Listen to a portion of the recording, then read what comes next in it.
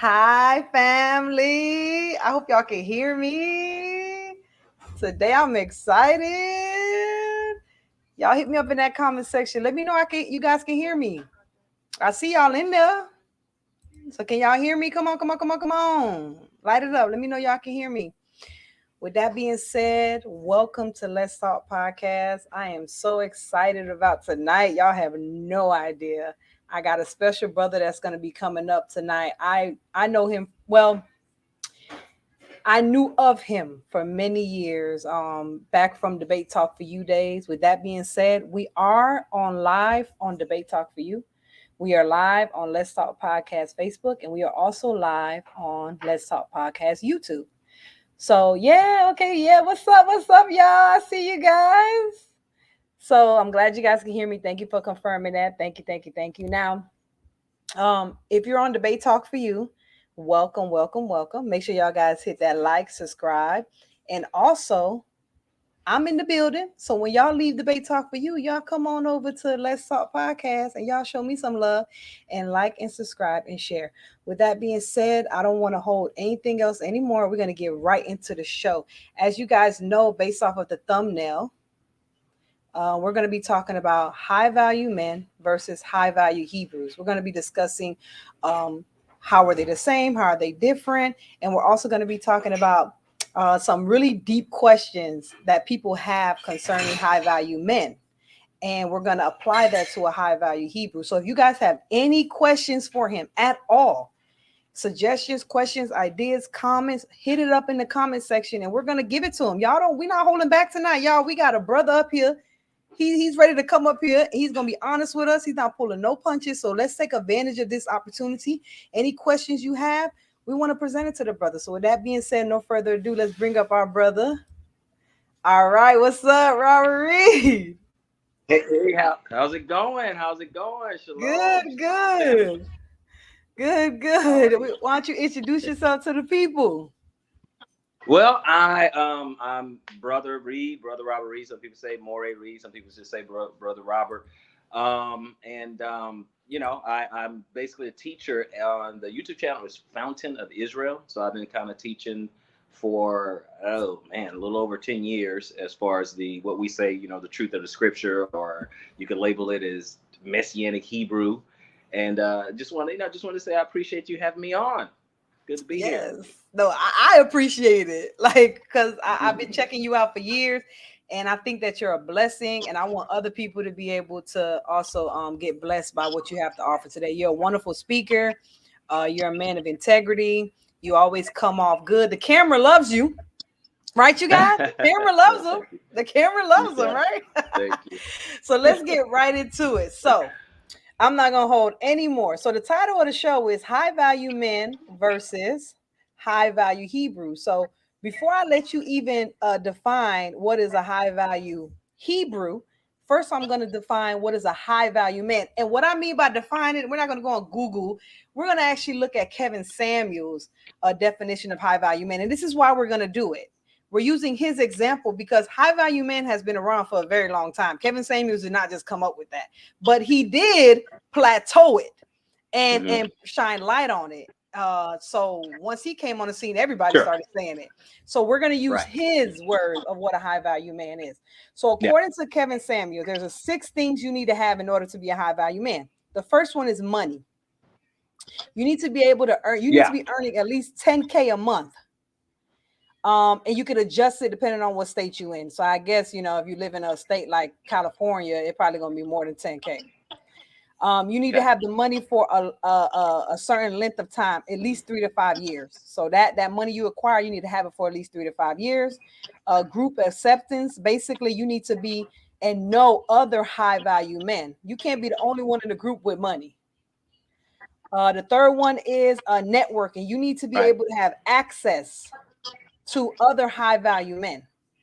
And the fifth one is visibility, the way you carry yourself. You need to be looking the part, even if no one doesn't even know who you are. They need to be able to look at you and say, yes, that is a high value man, right? He don't even need to say anything. And the last thing is usefulness. Right. People need to know when you're not there. If you didn't show up, everybody needs to be like, oh my goodness, that man is not there. So those are the 6 core ideas that Mm-hmm. Kevin Samuels, God bless the dead, rest in peace, Kevin Samuels. This is what Yep. he Yep.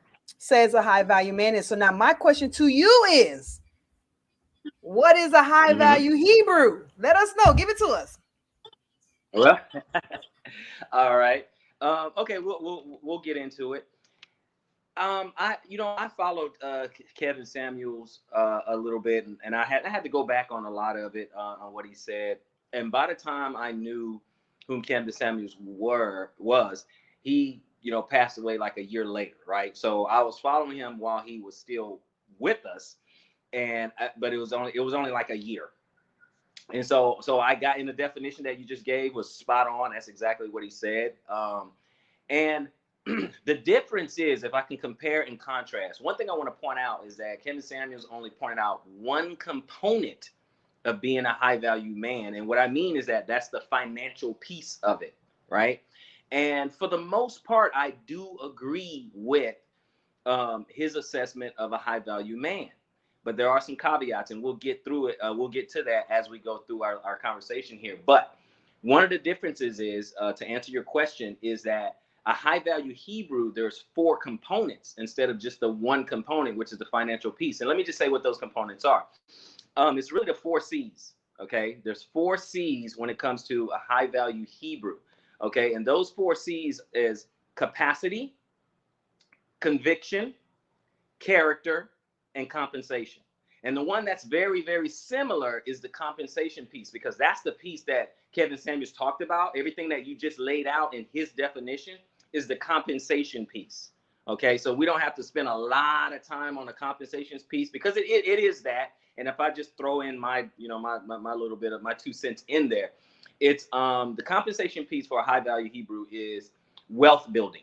Okay, that's the compensation, Tom. This is still in the area of what Kevin Samuels was speaking of, right? So it's wealth building, it's acquisition of assets, it's debt reduction, bringing that down, it's creating passive income, it's owning property. A lot of men in our community, are actually buying land in the U.S. I'm not in the U.S. right now. I'm in the Philippines, but a lot of our brethren are buying property in the U.S. and homesteading and things like that, But still, property, as we know, throughout ancient times, property has always been wealth too, right? So, so you have that compensation piece. Now, if I may just jump into a little bit of the other ones, and that'll give a clearer picture of the difference. Now, capacity is in a Hebrew man is growth and maturity, understanding and having growth and maturity, having skills, okay, having leadership. The usefulness, okay, part is in there. Resourcefulness, education. And remember, in our community, there's leaders in our communities. There's a lot that are useful, because some brethren know other brethren. They can help each other. They have contacts and things like that. But just having that resourcefulness, and also that capacity is, if we look at like Ecclesiastes, to everything there's a season. Okay, time to live, time to die, time to be happy, time to be sad. I'm paraphrasing, of course. A time to be born. Well, yeah, time to be born, time to die, things like that. My point is this: if you take, let me see, if you take like the average guy, right, and let's just say that guy is pretty laid back, pretty low key, pretty mild mannered, and something like that, right? But he has to have the capacity to be dangerous, as Jordan Peterson would say. What I mean is, if this low key guy, mild mannered guy, is in his home and someone is attempting to break in, harm him, harm his wife, harm his children, he has to have the capacity of being dangerous. Come on, Reed, get that. Oh Lord, it was just getting good, y'all. Come on back to us. Come back to us. Come back to us. We just get good. Because when he was saying capacity, I was thinking to myself, like, the first thing I thought when he said capacity, I thought you able to get things done. Like, that's what I'm thinking. Like, you can make things happen. You can get things done. Like, that's what I hear when I hear capacity. I don't know about you guys. Y'all, come on, y'all. It's 12 y'all in here. Hit that like, hit that subscribe, share the video, and get into that comment section. Come on, leave some comments. What do you look at it so far? What Rob Reed said. His internet went out for a second, but don't worry, the brother will be right back. He'll be right back with us, and when he come back in, we'll get right back into it. He's talking about capacity, being able to get things done. Do you think that a high value man or a high value Hebrew needs to have capacity? And what do you look at? How do you look at capacity? How do you see that? Oh, the brother's back. All right. Come on, little circle. Come on, little circle. Get on in there. All right, we got a black screen now. I got a little. Oh, okay, he's back. He's back. He's back. Okay. Yes, we can hear you. We can hear you. So you were talking about capacity. Okay. So go ahead and finish that thought. You were talking about if someone was to come into the home and put your family in danger, they got to be able to get on them. So, be dangerous. Yeah. That same guy has to be dangerous. So the capacity, to be that. Also, let me go. Conviction. Now, conviction is where we come in. Our conviction. What do we believe? Okay. What is you believe? Do you follow the Most High? Do you follow the Bible? What's your moral compass? Your conviction. What's your faith? What is your standards? What are your boundaries? Those type of things. What are the things that you will do, won't do? Things like that. Who you are as a person. Okay. So we have compensation. We have capacity. We have conviction, which is your code of conduct, okay, your faith. For us, we follow the Bible. We follow well, I'm Messianic Hebrew, so I follow Old Testament, New Testament, but I know there's some brothers out there that just Old Testament only, but we won't get into all that. And finally, that fourth C is character, being purpose driven, okay, being a provider, being a protector, being patriarchal, it's being a problem solver, things like that. As far as your character, having some integrity about how you move and how you do things. So to land this plane, I'm talking about capacity, conviction, character, and compensation. And that's the difference between just being a high value man and being a high value Hebrew, those four components. So from my understanding, are you saying that everything that Kevin Samuel listed was limited and it was only focusing on the compensation end of having those 4 C's for a high value Hebrew? Absolutely. Because if you look at some of the things that he was saying morally, it's a lot of it was questionable. And I'm not judging him or anything like that. But from when he had to do with things morally, it was at least questionable. When was it all of it? No, some stuff he was absolutely spot on. Right. I'll give you an example because I like to be very clear in what I'm saying. For example, he would say a high value man exercises options. Is that correct? Oh, that's a good one. Right? Yes. Let's get on that. Get on that. Now, hold on. Let's clarify what he means by exercising options, because that's a nice way to put it. Let's say what he's really saying. What is he really saying? Because he said it nice. Okay, what do you think he was really saying?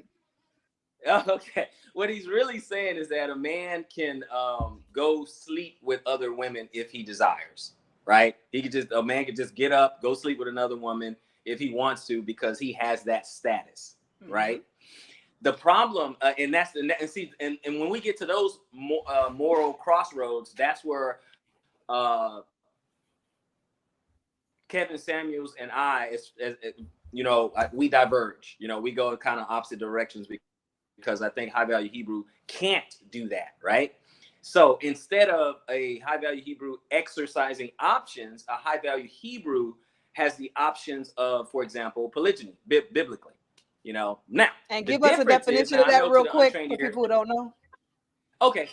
Well, we know the blanket term is polygamy, and it's a blanket term. Okay, many loves. All right, just one person with multiple partners, right?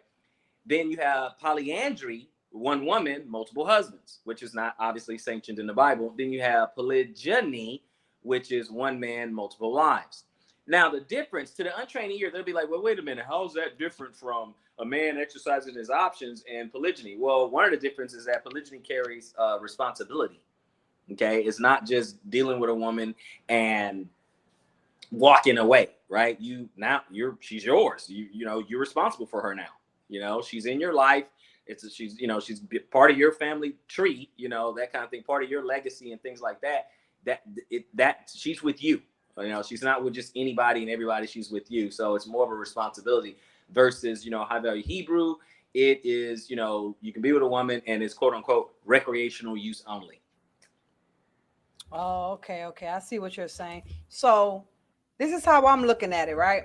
That was one of the issues I had with Kevin Samuels. Sure. I felt like if you're a high value man, sure, and you're out there just exercising your options with zero responsibility, let's say you were to have a child or something, now you're creating homes and the father might not be as present as he should be. Now that woman gets with someone else. Now you got the stepdaddy in the picture. It's a whole situation. And I felt like that was it's a mess. irresponsible of a high value man, that he shouldn't do that. So this is my question, Correct. right? Because that's not your Mm-hmm. stance, and your stance is if you're going to do it, Right. this is how you're supposed to do it. You're supposed to have Correct. responsibilities. It's a way you do it. You don't just sleep Correct. around with the woman. So I'm not even going to go down the road, because a lot of women would say to Kevin Samuels, like, so wait a minute, just because he got money, I'm supposed to let him just sleep with whoever he wants to sleep with just because he has money? Mm-hmm. What would your response be to that? Right. Because you're a high value Hebrew. So let's say you had a wife and you were looking to have a second wife, because from what you say, listen, he's saying just sleep with him. I'm saying they got to be your wife. You got responsibilities. You got to take care of them, right? Correct. Let's Correct. say a Correct. woman says, I want a high value Hebrew, but he shouldn't be able to have all these wives. Like, this isn't right. And I don't care. I want one, and I don't want him to have multiple wives, and I don't care. What would you say to a woman that has that type of attitude? Well, I mean, hey, it's gonna be a little touchy, but you know, I'm not gonna pull any punches or anything. In that particular situation, her only option is to be with him or not. You know, a woman can, if she doesn't want to be with I say a polygynous, you know, Hebrew or whatever, she doesn't have to be with him, but she better get that established early on in the relationship. Hey, are you going to have multiple wives? That kind of thing, because she doesn't have the veto power. You know, if a guy, if you meet a Hebrew guy and he's doing, you know, he's doing pretty well, makes pretty good money, 6 figures, has his stuff together, stuff like that, and he's patriarchal, he's not going to come in and allow a woman to dictate what he can do, how he can move. He's just not going to do that. He's going to, like, well, you know, what do you mean I can and can't have? Now remember, imagine this early on. Imagine this in the beginning of a relationship, right? He's going to be like, well, what are you talking about? You know, he's living his life, he's doing his thing, and what she won't accept, another woman will accept. And we're talking about this in righteousness. Yeah, I hear you though. I hear you. I hear you. So we're talking about it in righteousness. I'm not talking about anything wicked. So anybody coming in and be like, oh, what? Nope. I'm talking about everything above board. So no, I mean, this one woman, she says, no, I'm not going to do. Well, okay, but there's like 5 others that will do it. What are you talking about? You know what I'm saying? So it's not her. It's not her decision. Plus, we never see in the scriptures where a man had to ask permission. And I know that, you know, I know that kind of stings some people and it may trigger some people. But I'm just stating a fact. Trigger warning. Trigger warning. You know, trigger warning. I don't see any patriarch in the Bible, you know, asking permission. You know, you can't bring up Abraham because he didn't ask. You know, Sarah just offered. You know what I'm saying? You can't bring up Rachel and Leah because Jacob didn't ask. They just offered their handmaids or whatever. You know, so you those things you can't. There's no patriarch that said, hey, I'm thinking about, you know, bringing in another wife. What do you think? Or is it okay with you? Or are you going to be upset? Or none of that. In fact, heck, when Israel went off to war, you had this whole thing in Exodus, you know, you had the war brides and things. And so sometimes a man would come back home with his family and have a war bride and be like, hey, you know, she's about to pare her nails for 30, you know, she's about to cut her hair, pare her nails and mourn for 30 days, but she's gonna be a wife, you know what I'm saying? That kind of thing. So you just don't see that permission thing. So yeah, it's really it's the man's prerogative in that sense. And again, disclaimer, I'm talking about in righteousness, you know, so I'm talking about on the above board. Well, I got 2 things to say to that. Number one, anyone who's looking for a high value Hebrew, sure, there's a possibility that he may be a polygyny. He may be involved in polygyny. So just so y'all know. But this is my question to you. This is what I hear. I hear women saying, and I'm not saying this is me, people. This is what I hear. So I'm just telling you what I hear. Go ahead. I hear women saying that women that choose to be with a man, a high value Hebrew, high value man, that's able to have another wife, or in a high value term, sleep around. These are weak women that don't know their value, don't know their worth, because they would never try that on no confident, strong woman. So they're only going to try that on weak women, right? That don't know their values and low self-esteem. Or they say they try it on young women. They'll say, oh, that's why they like to mess with those 22, 23-year-olds. They would never go to a 30-some-year-old woman trying to play those games. What would you say to that? Well, actually, you know what? Sometimes people say things. Well, okay, it reminds me of an old saying that we don't judge people as they are, we judge people as we are. So I think a female who is saying that, she's saying what her attitude would be in that situation. That's how she would feel. She'd be like, hey, I'm out of here and all that. Okay, I get it. Okay, I get it. That is true for them, but that's not true for every woman. Besides that, this whole idea of high value and status and things like that, if we take this back to the secular world, it's constantly happening in front of our eyes in real time. What I mean is, if a woman, okay, if you have a woman and there is Dwayne The Rock Johnson or Idris Elba or Drake or whomever, any of these stars, right? And she has the opportunity to be with him physically, sexually, or whatever. They already know, it's no secret that they're sleeping with other women, and yet they still sleep with them. Why? Because their status is so high. Huh? Nick Cannon. Her status. Nick Cannon, exactly. Their status is so high. They already know these men, because their status is so high. They already know they're with other women. They already know this. So this whole idea, well, I wouldn't. I even had one. Sister, and I'll just say right now, I don't believe her, but that's fine. I had one sister, and I'll say, well, okay, well, like King David's like a high value Hebrew, I wouldn't be with King David. I'm like, okay, first of all, this whole idea of monarchy, this kingship, of monarchy and stuff like that, it's unreal to us, because we don't have any kings today that we actually have to live under their authority and stuff like that. Mm-hmm. But it's akin to a celebrity and a politician. Okay, David is like a celebrity and a politician, if you think about it. So you have to put it in today's standards, right? And if a person like this comes calling, not all, most women would answer the call.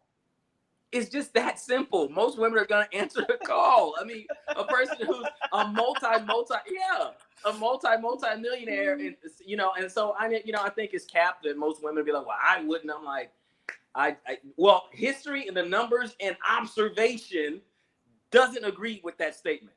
Okay, it just does not. It's like most men, most conquerors throughout history. I don't care if you're talking Attila the Hun, Genghis Khan, David, Solomon. It doesn't matter. They had multiple wives. They had multiple women. That's just why their status. Their status is so high that women converge on high value men and high value Hebrews. They just converge on them because that's what they want. That's what they want. Whether they want to admit it or not. I mean, whether they want to admit it, we can see it. We can see it. So it doesn't matter what they say. We're looking right at it, We're looking right at it. You go to a concert and these women are screaming after these, these artists or whatever, and get the backstage passes, and we know what goes on with some of that, especially in the hotel rooms and all that stuff. They already know they're with someone else, but to be brushed with greatness or to be a part of their status or to be in their sphere, all that other stuff goes out the window just because of status. Do you think that it's solely based off of his status that he's able to move that way? What do you mean, a high value man, high value Hebrew? Who's the he you're talking about? The high value Hebrew. Do you believe that the reason, or high value man, do you believe the reason they're able to acquire all of these women with no question, and they know what time it is? Like you brought up a few people. I brought up Nick Cannon. He got 12 kids, I think, like 9, 10 baby mamas. Yeah. And I think only one of them complained. The other ones seem to be pretty much content. So he's 1 for 10. He's 9 for 10. 9 for 10. So my thing is, do you believe that it's strictly because of his status that allows him to have this? Can you hear me? I think it's because what the status means and what it stands for. Okay. Yeah, I can hear you. Can you hear me? Yeah, it's just a little delay, but go. Can you hear me? Yeah, it's a little delay. I hope the sound didn't go out. Can you hear me? All right. So what I'm Oh, okay, great, great. Okay. Okay, so what I'm saying is I think it's what the status means and what it does. Okay. I guess from the female perspective, you're with someone, we can say this. He's definitely a provider because he has plenty of money. Now, I mean, what he's doing with his money, I don't know, but he's what 40. Last time I checked, he was like worth 40 or 50 million or something like that. Nick Cannon, that is. But it's what that status means. They become relevant. They become relevant. Hey, I'm with Nick Cannon.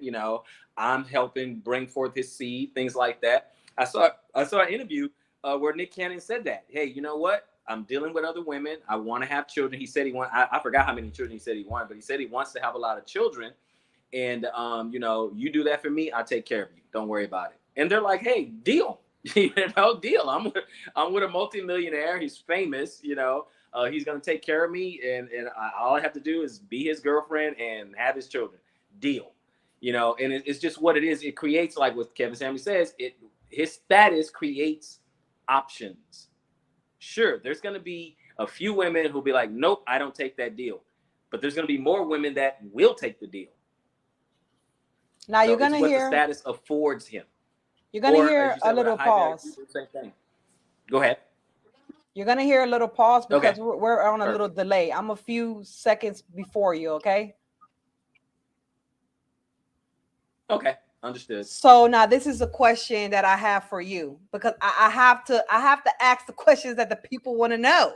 So I know as a high value Hebrew, I already know what you're going to say. But for the high value men, if you had to say, does that apply for women? Do you feel that if a woman has the respect, the money, the finances, the access, do you think that a man would accept a high value woman to move like that? No, because but the reason why, because nowhere in history has promiscuity in a woman ever been rewarded or glorified, or no monuments has been erected to a promiscuous woman or anything like that. Is because the reason why is because status in a woman does something different than status in a man. And for me, I don't really think there are any high value women. I think there's high quality women. Okay, that's me. I know everyone doesn't see it that way. I think they're high. Don't get me wrong. I think they're high quality women. And because men have to build their value. They have to build their worth. They have to build who they are. Whereas women have to preserve their value. Okay. The lower the body count, the higher the value a woman has. Okay. So, but it's the inverse with a man. So when you ask a woman, and let me ask you, just from what you've heard, just what you researched, because you've been in this space a little bit, what quality or qualities does a woman want in a man? Could you list that, please? Well, we want a man that can lead. Okay. He's able to make certain decisions that will be best for the family. We want a man that can provide. He can take care of us and our children. And we want a man that can protect. When I mean protect, not just physically protect me, but emotionally, mentally, and even spiritually protect me from anything that may cause me or our children or our family harm. Okay. All right. And would you say some women want a guy who doesn't have to be, but for most women, they want a guy who's at least a little taller than they are, correct? Heck yeah, we want a guy taller than us. Okay. We don't want a short guy. Okay. We don't want that. Okay. Okay. Now, do most women want a man who's physically stronger than she is? Yes, we want muscles. Okay. So so he's a little taller. He's a little stronger. Do they want a man who's pretty smart, pretty intelligent? We don't want no dummy. That's gonna make us look bad. Okay. So taller, stronger, smarter, at least in some areas, smarter. So she wants someone who is superior to her. You said protect, provide, lead. All of those qualities, none of them a man wants in a woman. So this her is true. value. So it's the inverse. Think about it, a high value man or a high value Hebrew. We don't want a woman who's a protector. We don't want a woman who's a provider. We don't want a woman who's necessarily taller than us. We don't want a woman who's stronger than us. Okay? We don't require a woman to be smarter than us. So everything is inverse. Everything's inverse. We don't want the same thing. And I know out in, modern society, modern women, things like, they want everything the same, but we don't want the same things. We don't want the same thing. You want a masculine man. Guess what? We don't want a masculine woman. But what do you say about women? What do you say about women that I hear women complaining and saying that the way that the men think is the problem? Because why would you not want a woman? Like I've heard women say, why would you not want a woman that already has children, that knows how to raise children, knows how to take care of family? Why would you not want an older woman who's already been experienced and knows certain things? Why would you not want a woman that's sexually experienced because she knows how to do certain things to please you, things like that? Why would you not want a career woman, someone that's intelligent and smart that can help you build? It's women out there that say, you guys say you don't want these things, but why would you not want it? Would that not build what you already have or help you more? Actually, no. First of all, and I know you're not saying it, but no, I'm not saying that's just shaming language. That's just yeah, I know. That's just shaming a man into wanting what they are, or the situation that they're in, and that's pretty much not going to work. But there's a couple. It's problematic. That whole line of thinking that they have is problematic. Okay, one. As far as being promiscuous in ancient times, before science jumped in and can determine who the father, before the Maury show, who can determine who the father is, we had to ensure paternity. We had to make sure it was our child. So we don't want a woman who's promiscuous. Okay, that's one. Then two, once you get, according to some of the stats, once you get past 4 or 5 sexual partners, a woman has a very hard time pair bonding. So now she can't even love me. Okay, she can't even bond with me. If you think about it, if a woman had, say, 20, 30, 40 men, okay, sexually or whatever, now her brain, her emotionally and mentally, is chaotic, right? And you don't believe men suffer with that? Huh? You don't think men suffer with that? Oh, not at all. Not at all, because men can biologically, we can compartmentalize that. It could be two different things with us. It could be just a man can actually, in his mind, be like, this is physical, this is love. He can act. I mean, it's just automatic. He can do that, right? Whereas women, in that experience, she was releasing, sexual hormones and oxytocin and dopamine and all that thing. So she's getting those signals and stuff when she's with a man. Now, if that continues to happen with a low body count, she's with one person, 2 people, whatever, she can continue to do that. But when you get to, person number 18, person number 27, person number 38, who is she thinking about? Who she's focused on now? Do you believe that? What's going on? I don't know. It's just. So this is what I'm thinking, right? You're breaking out a lot of stuff, right? But for young men out there who don't think that far, they just don't like women that have been with a lot of men. Do you think that they don't know why they feel like that, but that's why they feel like that? Or do you think it's another reason why they feel like that? No, it's in our genetic code. They don't know. It's just how we're made up. They don't know. They know it innately. Innately, it's there, but they may not. But what's happening is that it's going against the modern programming, right? The modern programming is saying it should be okay. We're all the same. Hey, men sleep around. Hey, women sleep around. We both sleep around, when actually, as far as sexual conquest, women can rack up way faster than men because women hold the key to sex. Men are trying to get it, but the women, they hold the key to sex. Think about it. We're on the opposite sides of the table. If a woman has something that a man wants, okay, we're talking about sexually, a man always wants it. But on the other side of the table, a man always wants it, but he don't always get it. He doesn't always get it. So you have a completely so the male and females have two completely different relationships when it comes to that. All you have to do, if you need evidence of that, is just look at dating apps. Okay, only as far as the women who swipe, only like 10%, 10 to 20% of the guys get picked on the dating apps. But 80% is this inverse. 80% of the women on these dating apps get swiped by men. You know, so it's I want to kind of get into that experience. for a moment. Sure. I want to try to get into that for a moment. So do you believe that is why a lot of young girls are so reckless with their body count? Because for what I'm hearing from you, high value men and high value Hebrews do not want a woman with a high body count. They do not desire that. That's not what they want. Not even high value men. No man apparently wants a woman with a high body count. And I want to say on the record, I believe women secretly know that, and that's why we don't tell the truth about our body counts, first of all, because if we didn't feel like it was an issue, women will be way more honest with their body counts, which we know they are. So that proves that you know that men don't want that.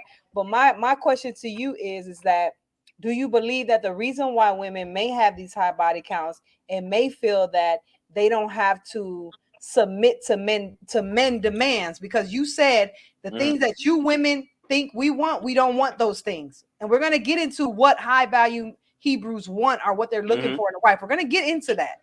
But before we get into that, what I want to ask you is the women that are having so many men approach them and come to them and constantly reach out to them. Do you believe that creates some type of delusion to make them feel that they have more room to be reckless in their young ages, and then later on down the road it may affect them?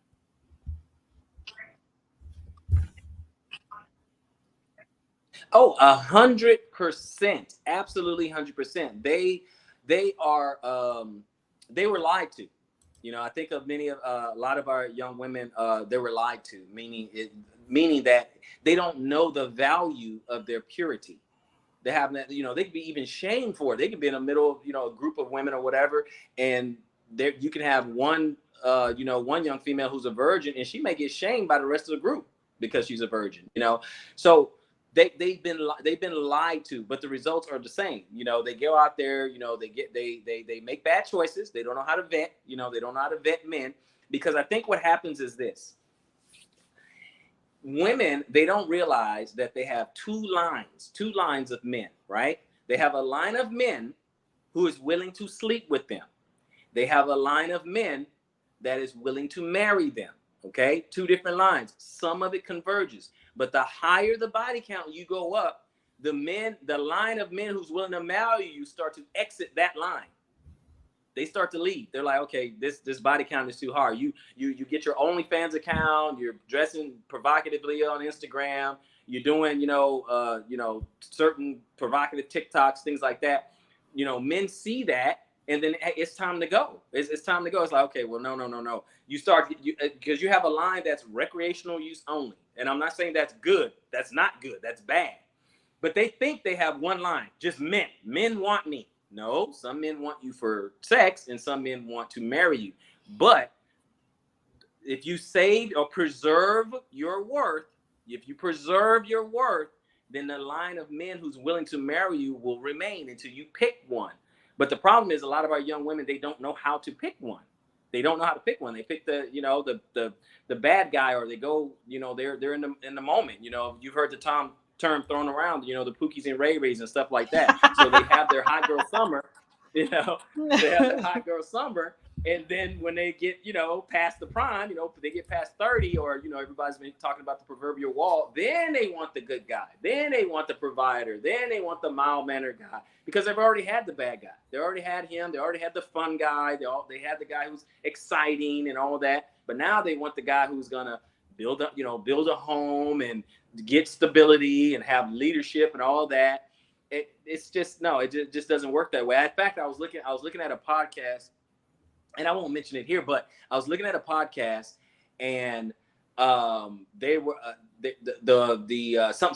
think two of the women on the panel, they were saying, well, and they were in their 30s, and it was just like, well, I don't understand why a man, why a man like you talked about earlier. You said why a man don't want a woman, who's a little older and a little more experienced. Why do they want all these young ones, these 24-year-olds and all that other stuff? Why would they want to do that? And then the guy, actually the person who responded was Andrew Tate. One of the things he said, you know, first of all, you know, a man have to work hard to build his wealth. And the same thing for a high value Hebrew, right? Same thing. We have to build our wealth. We have to acquire assets. We got to do all that. And guess what? At 18, we don't got it. At 21, nope. We don't got it. Somebody else, nope. We don't have it. Okay. We're trying to figure things out. At 25, we don't got it. At 30, nope. We don't got it. We're starting to figure it out. We get into our 30s. We started like, okay, this is going to be my career. Oh, okay, I can make money on this. Boom, boom, boom. We're starting to get it. All right. Now we start to get into our prime, starting in our mid 30s. We're starting to get into our prime. We're starting to really hit our stride. Okay. Now the women in their prime are interested in us. But see, the woman who's saying it, who's past her prime, she's 35, she's 40 or whatever. Now she's like, well, why would he want a younger? Well, what are you talking about? When I was young, when I was 19, 20, you didn't want me. You wanted the older guy. You wanted the established guy. Now I'm the established guy and the younger woman wants me. You know what I'm saying? So no. Men and women don't hit their prime at the same time. Women's prime is like 18 to 25. And then, you know, between 25 and 30, she's probably want to be married. It's probably going to be a good idea to be married. Okay. Be married, because you don't stay in your prime forever. But men, they start hitting their prime later, a little bit later, because it takes time to build, which is the reason why, if you allow me to land this plane, which is the reason why I say there are high value men, but high quality women. So a woman needs to take her high quality and attach it to the highest value man she can get and stick with him, stay with him. That's what she needs to do. But guess what? No, none of the women are taught that. They're not taught that. They're like, oh no, just go find yourself. Well, what does that mean? Remember how earlier you were asking me, well, what does it mean to exercise your option? What does it mean when a woman tells another woman, oh, go find yourself, go get some experience, go live your life? What does that mean? Botting it up. That's what that means. And how is that going to help how's that going to help a high value man? And then you asked earlier, you said, okay, well, why wouldn't a man want that, an older woman with children, stuff like that? Let me tackle those two real quick. With children. Oh, we lost him again. Philippines. He's in the Philippines. Your internet. Oh. Okay, he's gonna come back, you guys, while we waiting on him. Listen, I'm gonna put this inside the chat, right? Let me tell y'all what I'm finna do right quick.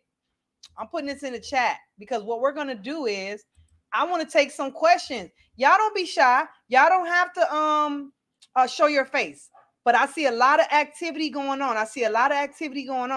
So I'm gonna need you guys to hit that link.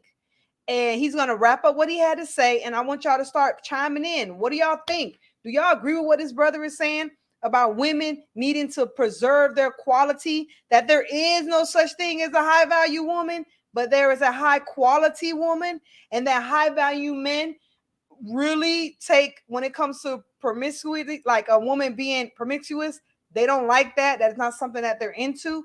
Hit that link. I want y'all to come up. All right, so I'm going to let you back. I'm going to let you finish what you were going to tackle about what we were talking about. And then I told people in the chat, real quick, we'll take a few questions and then we'll go from there. If they're going to come up, they got the link in the chat. So if you guys want to ask him any questions about what he said so far, hit that link and I'm going to bring you up and we'll allow you guys to ask the brother any question that you like. But with that being said, wrap up what you were going to say real quick, Reed. Okay. So the last two things that I was going to say, the one on, having the children, the older women or someone who has children experience and stuff like that. Okay. On the children's side, on the already having children side or whatever, well, first and foremost, there's no reward in it. It's a thankless job being a stepdad. It's a thankless job. There's no reward in it. There's nothing, that I've known countless men. Don't get me wrong. I've stepdad myself, so I'm speaking from experience. So I don't mean it as a harsh thing. I mean it as more of a factual thing, right? There's no glory in it. There's nothing that a man kind of gets from it. It's completely one-sided, right? So the female wins. You know, okay, she gets her husband, she gets someone to take care and step in to take care of another man's responsibility, and the children wins. But the guy doesn't win. Okay, he has to try to figure out, okay, well, at least I help some children or whatever. But he puts himself in a very precarious situation. So it's really, really hard. And I'm not condemning stepdads. You know, y'all bless them. You know, y'all bless them. But I'm just saying, I know it is hard. It's wrought with many, many, many pitfalls. It's limited. It's limited authority, and it's zero thanks. Okay, but you know, hey y'all bless them. Now, as far as the older women are more experienced and stuff like that, is because one of the things that, and I praise Ema Gina for this. She's an author. Yeah, she's an author of the Them and Him, and she talks a lot about assimilation, or Kevin Samuels would say, you know, customize, or what do you want to do? You want to you know, you bring a woman into your world, and so she has to fit you. So dealing with an older woman can be tough. I'm not saying it's impossible, but it can be tough because of all her experiences. She has all these different ideas that a high value Hebrew is not interested in. You know, it's just like, look, this is what I need from my wife. Okay, I don't need your experience from Michael, Joseph, David, you know, Kenneth. I don't need that. I'm different. You know what I'm saying? You know, it's like, I need a certain type of woman. These are my expectations. So a high value man or high value Hebrew is just not going to deal with it, because she has her own agenda, has her own opinions. And at the end of the day, if someone is a high value Hebrew or a high value man, the woman is looking to be on his program. The man is not looking to be on her program. So that's what I wanted to say about those two things. All right. So I got a few questions that I'm going to ask you regarding that. But before we do that, I want you guys to look at my background. Y'all see my background right here? Check out my background. Y'all see that? So right there, that comment, Truth Talk Radio. He actually made that background for the channel just to support us. So if anybody ever is looking for a background or some kind of graphic designs, go to his YouTube channel, get into his messaging, and send him a message and check him out. With that being said, let's get right back into the show. So this is what I want to point out. I want to address what you said, but I got to kind of go back for a second. I have to do this because a lot of these things I'm saying, a disclaimer, this is not my stance. I want to put that out there. But I can't have this brother come on here and keep everything one-sided. I have to bring to the forefront what other people are saying. And since we have an opportunity to have a high value Hebrew on the podcast, it's only right that I address certain issues. So this is what I want to say to you. You talked about two lanes that women have to realize they have. Okay, one that's going to sleep with them and one that's going to actually commit to them, basically. So these men that want to sleep with them, would you say that they are basically creating a lot of, would you say this? Because this is what women are saying. Oh, they complain about men. Men complain about the women having high body counts. Men do this and men do that. But they're the ones that's creating the body count. They are what they would call in the streets, they are horror makers. That's what they would call them. So my question to you would be, what will you say to those women that are saying, you're saying that you don't want a woman with a high body count while you participate in creating that high body count? Okay. That's an interesting way of putting it, but that assumes that the men have the choice of whether or not they have access to the sex. Women hold access to the sex. So as long as you're standing there and you got two lines and you got men waiting to get in or whatever, nobody gets in unless they say so. Okay, so let's just go ahead and quantify it a little bit. Let's just say, and I don't want nothing too crazy. Let's just say you have a woman, she's standing there and she has two lines. She has 10 men on one line, 10 men in the other line. One line just wants to sleep with her. The other line just wants to, actually wants to commit to her or whatever. But everyone is asking for access to the sex. And she says no to all 20. How big is her body count? It's not. Oh, you said she says no? It's zero. Exactly. Yeah, she says no. She don't sleep with none of them.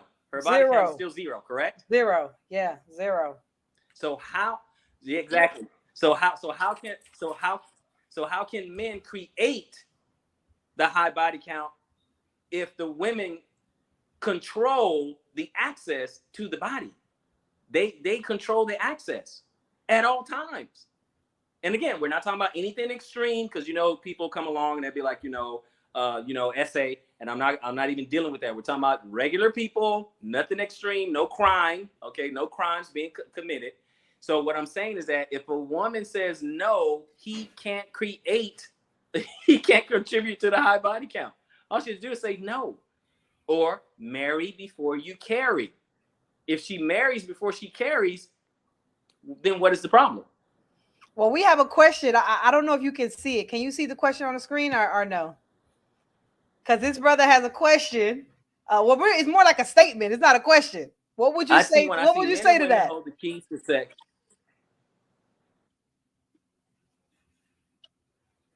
Oh, okay, go ahead. What would you say to this Oh, statement? this guy, he says men and women hold the key to sex. This is a tired, one-sided argument.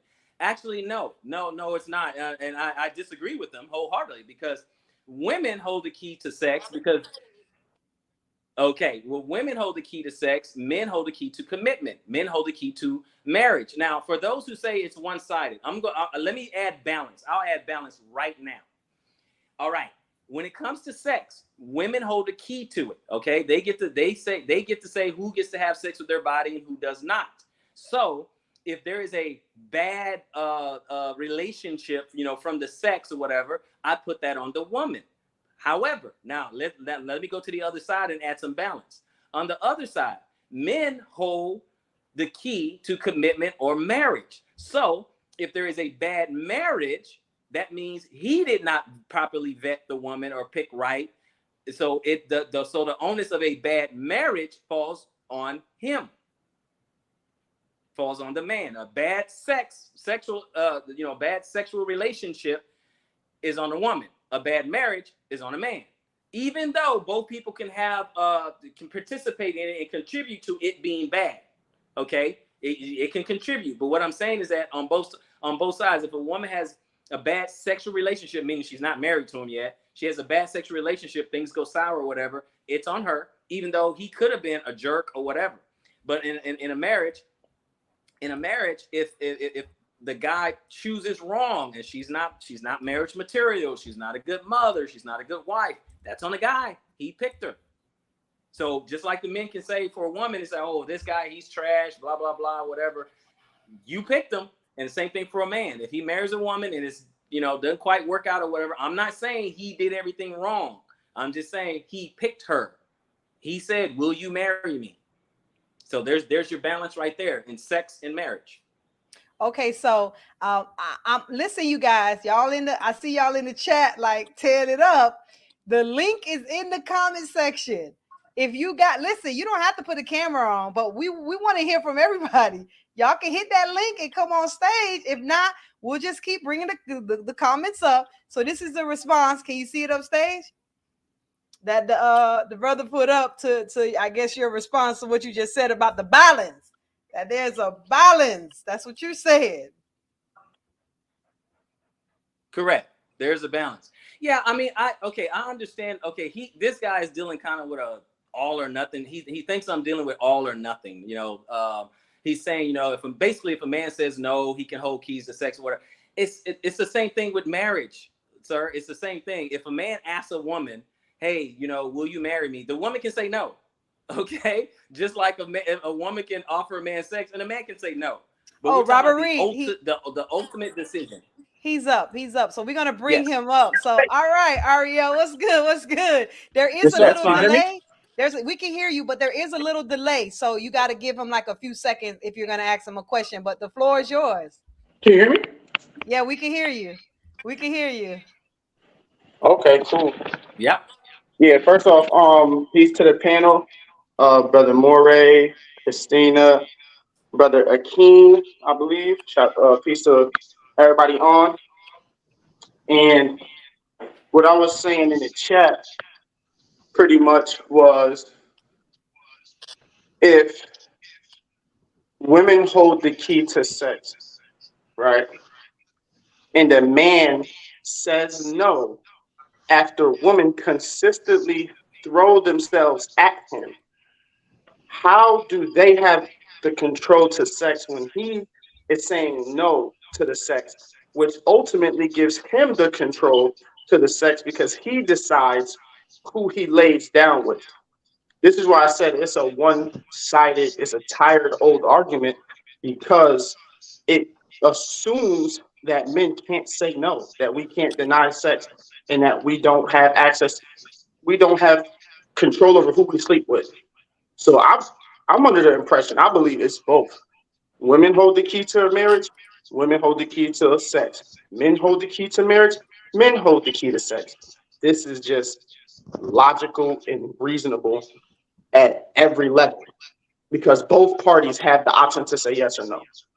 So that's what I was saying in the chat, and I'll pass the mic and I'll stay on for a couple. I got a couple minutes if you do want to have a conversation, but I'll pass the mic to Brother Akeem. Thanks for bringing me up.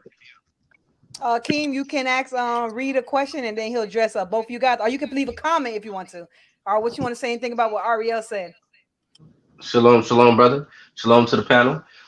Yeah, so I get what you're saying, brother, and you're right to an extent. It's double sided, right? A man can hold the key to sex as well as a woman, but like I said in the comment section, the difference is a woman's value, right? Her value is typically based off not solely on her body count, but that plays a role, right? A man can he can have a high body count and then he can still go and establish himself. Is Brother Akeem typing something because I don't hear anything?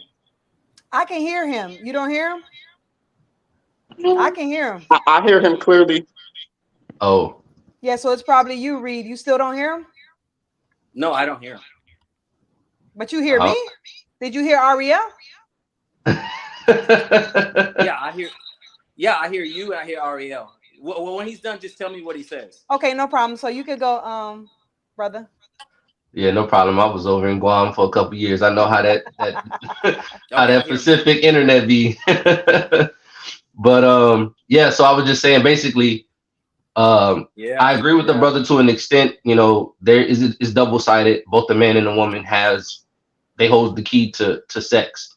I said, but the difference is that a woman's value is typically based off of her body count, as opposed to a man's value being based off of various attributes, like, you know, what he can provide, you know, character and everything like that, because he could have a high body count and over time establish himself, you know, not sleeping around, and, you know, he becomes that high value individual that is highly sought after by women. But at the same time, on the flip side, if the woman has a high body count, that brings her value down, right? So yes, a man can say, no, I don't want to have sex, and, curve her or whoever, and the woman can also do the same thing. But when the woman accepts that, letting these men enter into her in that aspect, that's when, that bar that's a full bar starts to come down or whatever. So, you just got to be very careful when you make these decisions to engage in that, because, you got children, there's all kind of stuff out here. Can I say this real quick? When it comes to the value part, I don't disagree that men find a woman with a lower body count or virginity high value, but that's not the question. The question is who controls access to sex. And if the question is who controls access to sex, we have to say both parties on an individual level, according to the will of God, have access to sex. Like, are we keeping this biblical or are we keeping this secular? Okay, so I'm gonna tell you what the brother said, Reed. I think you heard Ariel. So basically the brother, and I'm gonna let you go soon, Charlie. So basically you heard Ariel, but what the brother basically said is he does believe that both parties do control intimacy and marriage, But what he's saying is that a woman's body count, her allowing men to just go into her, is going to be more detrimental to her successfully getting married, having a family, versus a man. A man can have as many partners he wants, but if he's able to have those other qualities you probably pointed out, Reed, he'll still have a higher chance of finding that woman with low body counts and has the qualities that he looks for. But do you want to address them? And then I'll get to you in a second, Charlie. Or do you want to hear Charlie and then address all three of them? How you want to do it, Reed?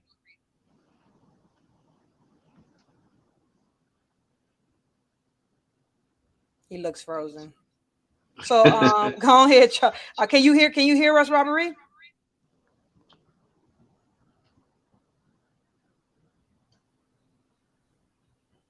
All right, so go ahead and go, Charlie. I'm going to take him down and try to come back, Reed. Can y'all hear me? Yeah, go ahead. What would you like to say? I want to say first by saying I think it's ideological vanity for us to consider equality as a 1-to-1 ratio, right? So both people have access or control of access to sex, but it's at different points. See, the man has control once he shows the interest in the young lady, but from then on, the young lady sets the access, sets the points, and the willingness to which she will participate.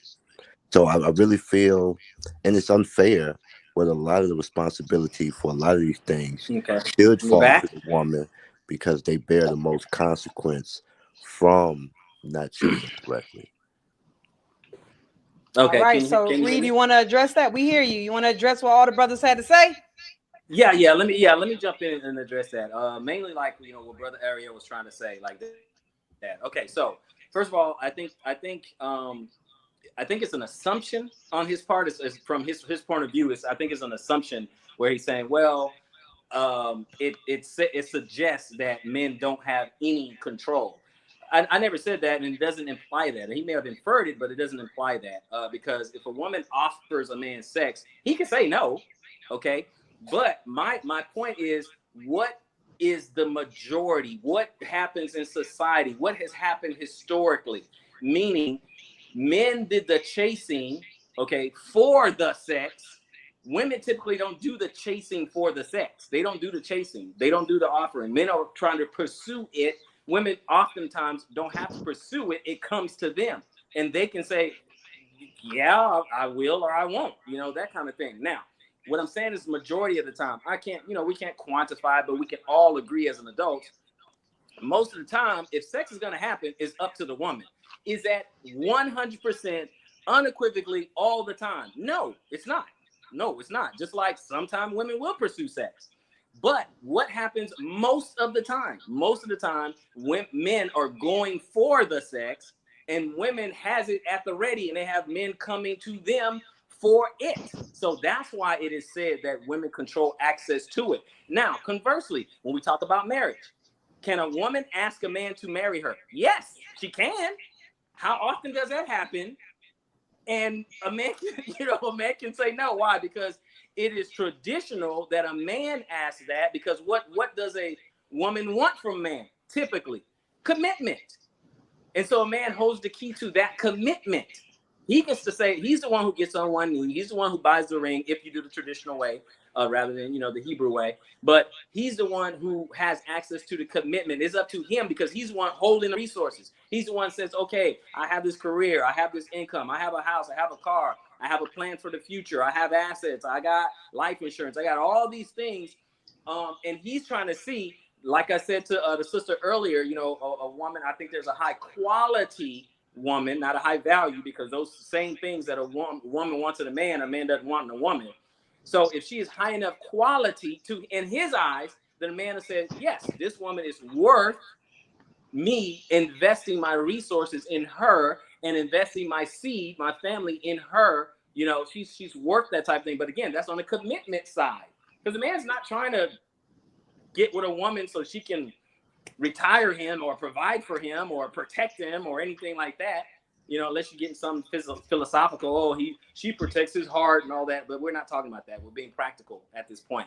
So again, I think the statement still stands. Women hold the key to sex because most of the time they're the ones being pursued for it. Again, can a man say yes or no? Of course he can. But it's a man's not waiting at the end of the, unless of course he's extremely high value, not waiting, sitting in a chair and women are lined up offering him sex and he's like, nope. That is not true for the average guy. Maybe a high value guy, maybe a celebrity, maybe an artist or something like that. But the average guy, no, he didn't have options like that. But again, he can say no if someone does offer it to him. He can say no if he wants to, but that doesn't make him the one who holds access to it. So Ariel, you want to respond to that? Yeah, real quick, and I'll let everybody else go. But at the end of the day, he agreed with me, so that destroys his whole argument. We're not talking about typically. We're not talking about a majority. We're not talking about what happens most of the time. We're talking about at the end of the day, right? At the end of the road, a man can say yes and a man can say no. Therefore, he has access. All that other stuff is irrelevant. It don't matter if one woman is attractive enough for 10 men to go chase her. She can still say no, and she can still say yes. If one man has one woman after him and he can say no and he can say yes, they both have access. So when it comes to a worldly perspective, the brother Moray, I wouldn't disagree with him. I would say from a worldly perspective, yeah, he's right. But at the end of the day, both people have access, like he just said. So I'll leave it right there. I would like to say you took a bad logical stance on that. What he was saying is intellectually he can't disagree with you. Men can say no, he can't disagree. But men don't see a woman and say, man, I want to marry her. Like that's all right. Well, let me just quickly say no. Sexual attraction.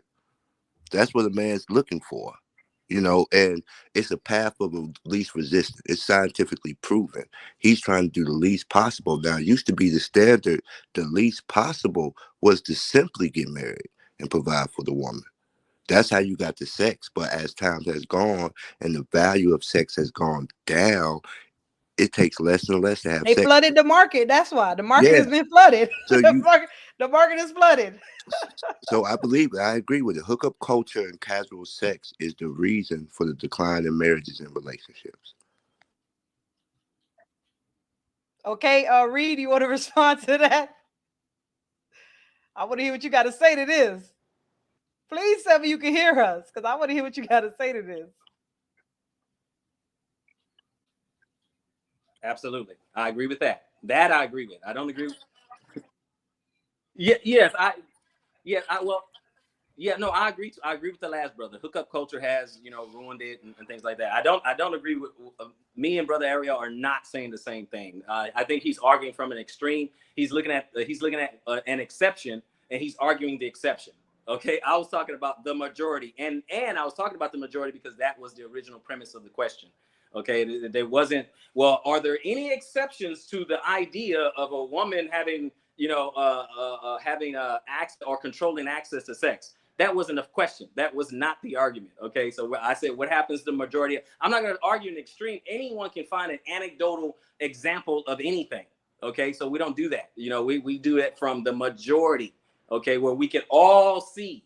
we can all see right there. We're looking for that one exception just to make our argument. No. I go with the majority. Most of the time, a woman is going to control the access to it. Okay, because most of the time, men are hunting for it, and women already have what men want when it comes to sex. Okay, so and the same thing is true. Biblically, if a woman is promiscuous, in the Bible, guess what? She's not good marriage material. Most guys don't want to marry her. She's a virgin or a widow. Those are the highest value women in biblical times. A virgin or a widow. That's it. So brother Hakeem, I'm gonna get to you, Ariel, in a second, because I know you gotta go. But let me let brother Hakeem real quick say something. Then Ariel, you jump right in, because I know you gotta go soon.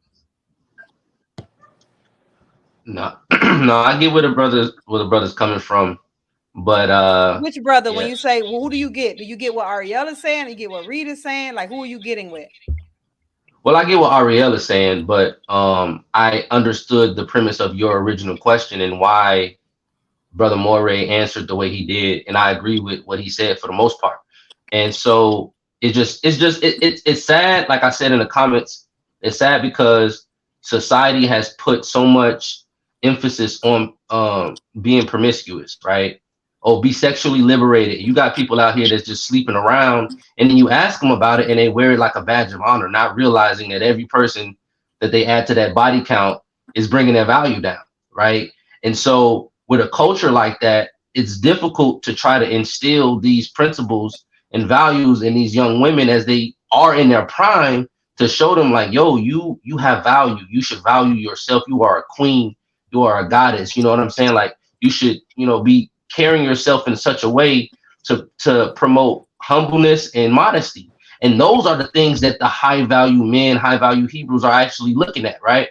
And so when they don't want to do that because it's cool in society to do whatever they see in these Megan Thee Stallions and Nicki Minaj's all on TV and all of it in these magazines and stuff, and then you act on that, then when you're past your prime and you have a high body count and you potentially have maybe one or more children, and then you realize, you know what, now it's time for me to settle down. Now it's time for me to want marriage, to want commitment, to want that high value man. And then you're discouraged and and kind of upset when you're not getting what you're wanting, and they don't find you valuable at that point when you could have had that. But I do think that maybe 60% of women that have fallen into that category has been a victim in a way, and then 40%, obviously just did what they wanted to do. But that's just my little 2 cents. Thank you, brother. But Arya, I want you to respond. But before you do, I want to tell you the original question if you didn't hear it, and you respond to that, and of course respond to them. What I was saying was, we were talking about women having high body counts and how high value men do not desire that.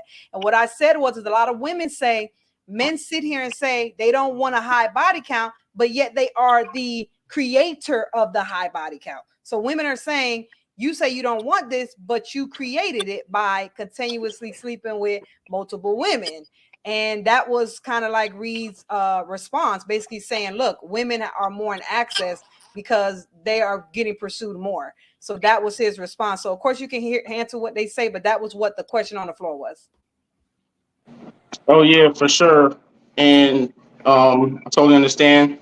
When it comes to what I was speaking about the principle, right? When it comes to majority or minority, principle stays the same. And the principle is who has access. Like, that's just the principle. Each individual has access. And when it comes to, what was the last question? The question about high value men not wanting women with a high body count. I can agree to that. I don't see no issues with that. I believe most men, whether they're high value or not, depending on your definition, most men want a woman who is more to herself, who is more reserved. I don't disagree with that. And there was another part of the question that you said too about.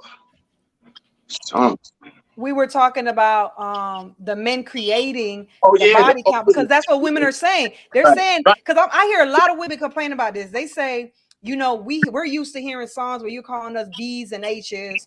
We're used to our fathers not being in a home and teaching us how to be treated.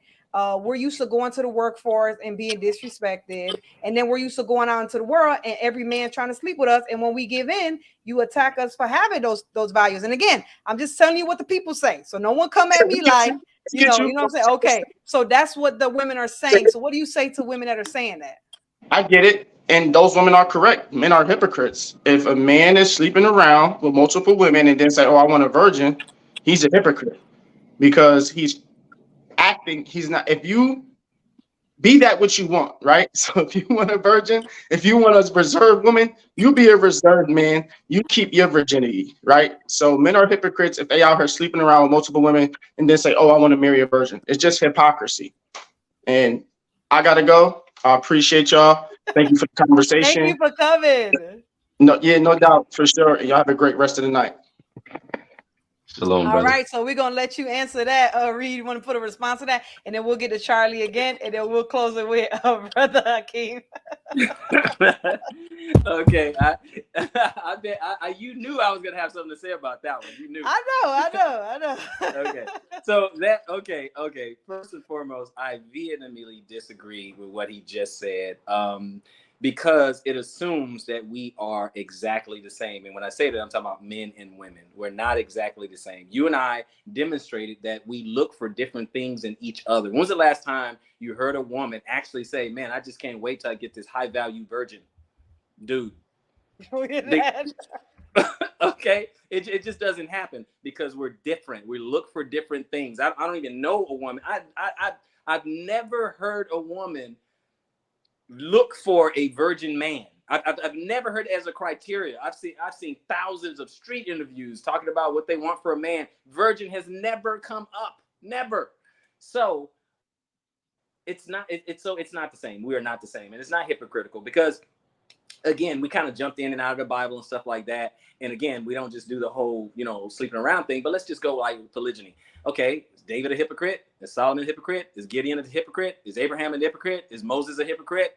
He slept with, is Jacob a hypocrite? They with different women. Now, of course, this isn't polygyny, but they were with different women, and yet they still want women with low to no body count. Because that's how we're wired. We're wired that way. Women are not wired that way because we see with our own eyes, through our own observation, that women do not parade around saying we want our men to be virgins, because that's not what's important to them. But you hear men saying we right. We none of us. I'm making a very bold statement, and I don't even know everyone intimately like that. But I've never seen women running around saying, hey, you know what? These men should be virgins. I just don't see it. But we do. But do you understand his stance, though? Say, hey, he's trying to layer it broad. He's trying to layer it out and saying like, I think what he's saying is, and I could be wrong, but it seems like he's saying and I could be wrong, but if everybody just does what they're supposed to do, we would have no problems. If men didn't sleep around and women didn't sleep around and we all did it the right way, then everything would go away and we wouldn't have any of these problems. That's what I'm assuming he's trying to get at. And I think what you're trying to say is, listen, the reality of the situation is the majority of women have men pursuing them. And Correct. The majority of men are the ones that's in access of whether I'm going to marry you, because they're the ones that ask. So Correct. I think you both are coming from two different stands. His is looking at it. Look, at the end of the day, if you all didn't do it, we would be good. And then your stance says, well, people are doing it, so this is what I think we should do about it. I don't know. Maybe I don't know. Yeah, we're coming from two different angles. And again, I'm not trying to insult the brother whatsoever. Please, that's not the spirit that I'm coming with. What I'm saying, if we go back, for example, because again, we've been jumping in secular, biblical. So if we go back to, say, for instance, Kevin Samuels, he's the one who made famous. He didn't create it, but he made famous this whole sign language, because he said he got it from somewhere else.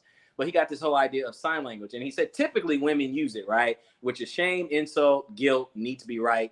And then some other people said signal, which is like assault and lies, right? But we're not going to get there. We're going to go to sign language. Now, I'm making a point, and I'm being broad, or I'm speaking in generalities or whatever, because that's like if you take a statistic class, that's what it is, majority rules. So what you laid out was perfect. It's exactly how it is. The majority of women, most of the time, they're going to hold access to sex. The majority of men, most of the time, is going to hold access to marriage. Okay, so either he's deliberately skewing what your question was, he's deliberately skewing it, and going to the need to be right, just to make a point, because I think he understands what we're saying.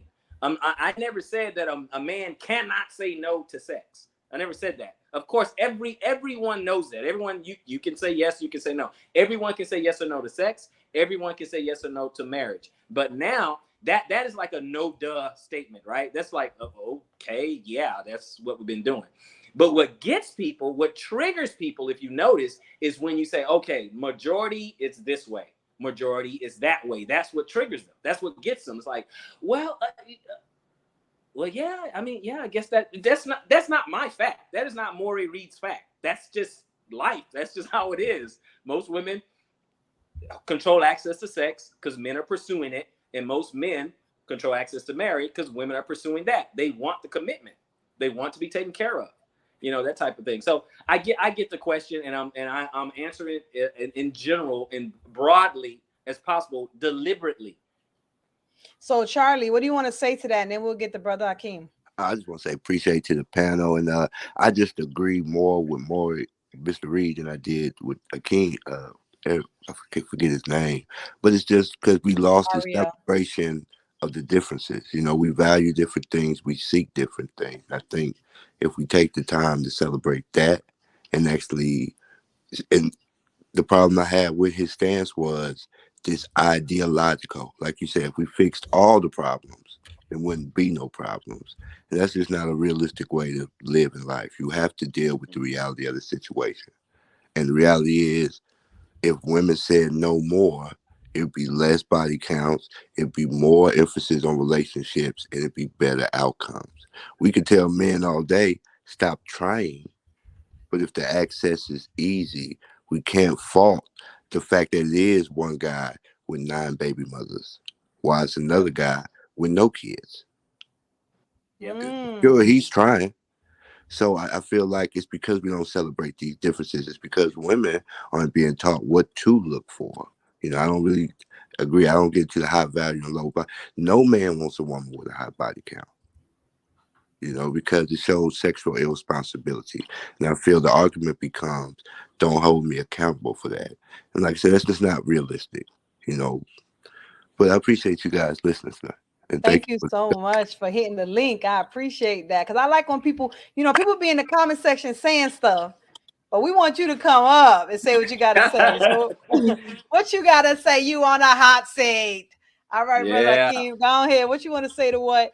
One more time, hear from you about what he said about, because I'm not going to lie. When Ario said it, I was kind of like, okay, it kind of makes sense what he's saying. But then when Reed pointed out, Yeah, no, but this is why I'm saying this, I was like, oh my goodness, I'm confused. I got you. And that's what I wanted to do in closing was to basically answer your original question in a practical way that I think Brother Moray was basically trying to get across, right? Well, you did an excellent job, brother, by the way. But like if I give a personal, not a personal example, but just break it down in like a example, I think it'll kind of make it more clear for the people who watch it. So basically, you said that women are saying that we are contributing to the body count. So So don't complain about it. don't complain about it, right? But here's the thing though. So if you as a woman, right, if you are saying no, or not even just saying no, if you are being very, very stringent with the vetting of the men you allow into your life and allow between your legs, then your body count naturally would be a minimum. It would be held to a minimum, right? Now, I do understand men come into your life and maybe they lied to you, maybe they portrayed to be one way, you fell in love, and because you were in love or you thought there was commitment there, you allowed them, access to you in such a way where it raised your body count. But at the same time, we all have, men and women, have to take responsibility and hold ourselves accountable for the decisions we make. Like the brother said earlier, you chose this individual. That individual chose this individual. So at the same time, if you are like, and I'll tell you from a fact, I've seen women in my own personal life, from my experience, that were easier to get access to. And then there were women that were more, that had higher standards, higher values, and I had to work to show them that I was, you know what I'm saying, committed to even get to that access. If a woman literally lays down the law, like, look, this ain't what that is, I'm not playing no games, then the men will follow suit to be like, okay, this is really what, she's really about it. And then they will follow suit, and it'll keep the body count to a minimum. So men, we need to, from a man's perspective, we need to stop trying to just have sex with anything that moves, Stop being right? so thirsty. But at the same time, that responsibility also falls on the sisters to be able to say, listen, I am a high value woman, high quality woman. This is my standard. If you don't meet this standard, then there's no way or no chance of this ever happening. And if they did and held to that, right, then you will see a lot of a lot of the sisters having less body counts and being more, you know what I mean? And it wouldn't be no argument as to, well, you're contributing, because to say that somebody's contributing to your body count is to say it's your fault I had sex with you. in so many words, and that's definitely not the case. So I'm not gonna let you go yet because I want you to answer something what you just said. But before you do that, I want to let this brother get on real quick. Go ahead, brother. Unmute your mic and add to the conversation. Go ahead. We want to hear from you. Yeah, how you doing? Pretty good, pretty good. Welcome to Let's Talk Podcast. Hey, how you doing? I love it. Let me How you get do? good. Y'all Let have me get searching on the internet like this, like what's this? What's going on? Let me get into it. Let me I'm get the loving brother. it. Let me get the brother real quick, and then we want to hear from you because you're a woman, and we want to hear from you. Yes. But let me get this brother real quick, and then you're gonna be up, girl. It's all yours. All right, Yes. brother, go ahead and go. All right, so because I just came in and like I'm outside, so kind of breaking up a little bit. What is the actual topic? Okay, so the topic is we are talking about high value men. We're showing the difference between high value men and high value Hebrews, but this is what was on the stage. What's on the stage is men don't want women with high body counts. They don't want that. They've established that, right? And women are saying, why are you saying you don't want a woman with a high body count? Why does that have to do with anything when you are contributing to the body count? Like you are creating the body count. So why are you complaining about the body count? Okay, so hold on, Queen. We got to get to the brother. Get to the brother, Queen. Get it to it now. We got to get to the brother. Ladies want to go first? Ladies want to go first? Do you want yes, I do. Go ahead. She can't hold back. She can't hold back. I can't hold back. I can't. I ain't gonna lie. I do this. It's when they speak as in all men. All men are not like that, but some do carry the character as a high value man, and they call them salt bays, and some are actually real men that actually want females that don't have no body count, which I can respect that. But if you knowing you have a body count and you know you have one, you should not request more from the female than you're showing.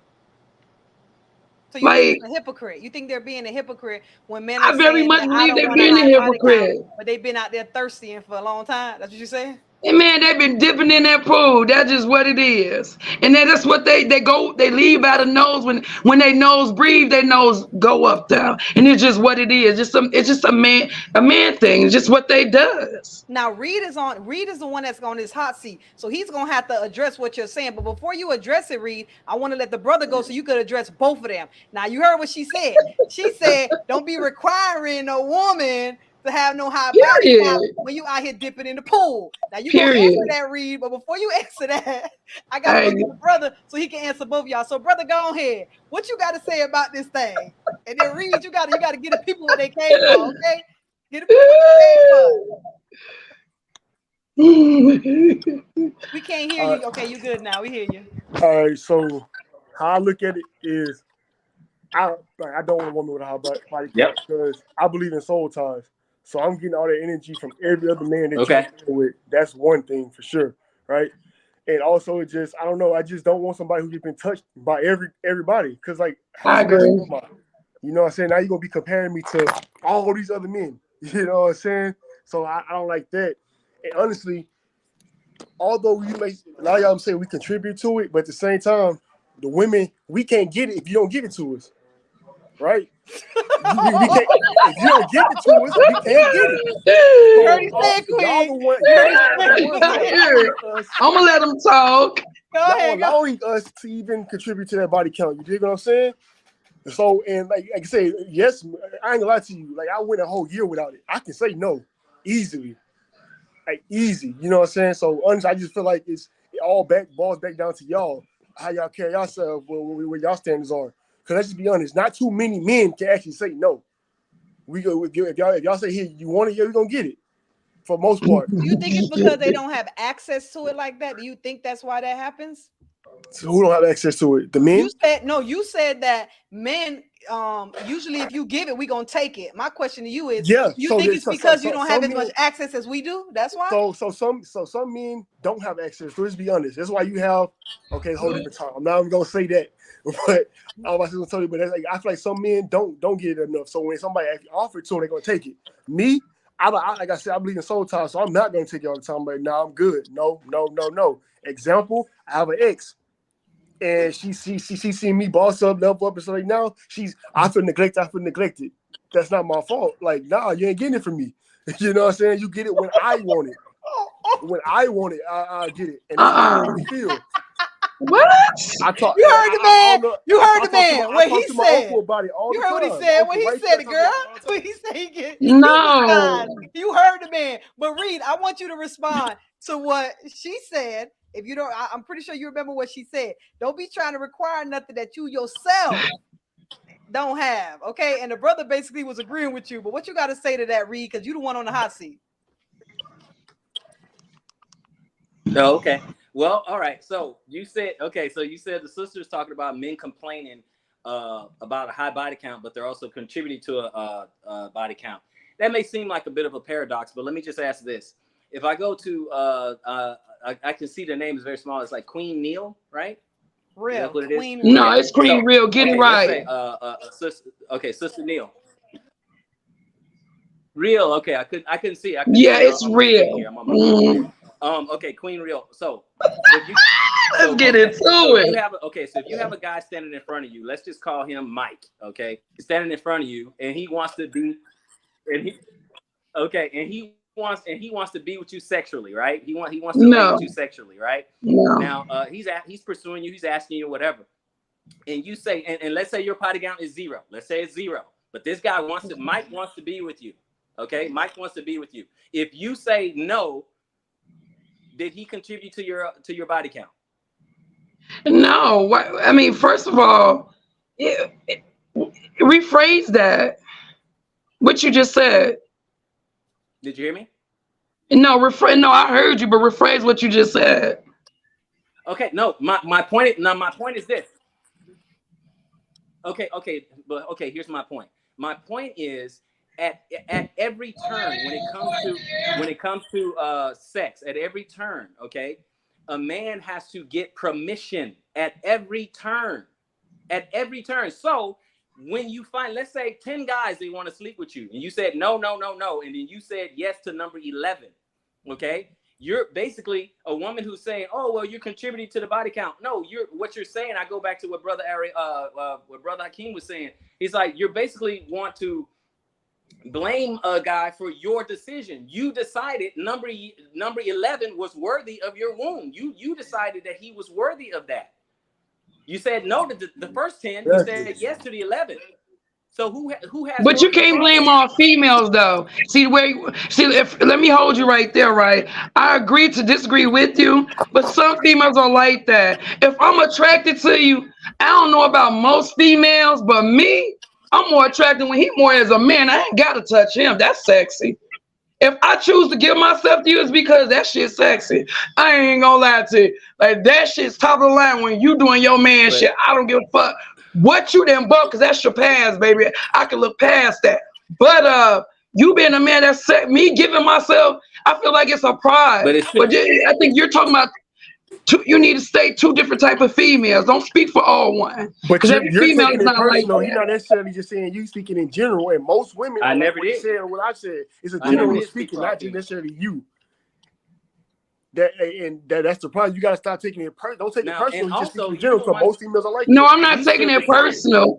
I'm just saying how is this how Hold on. Listen, you guys. Reed has a delay, so he doesn't hear you guys until like 5 seconds later. Just so you guys really? know. He's on a delay. Yeah, he's on a delay. That's why it seems like he's like taking long to answer, or he seems like he's under talking you. It's not that. He's on a 5-second delay. See, he's listening right now.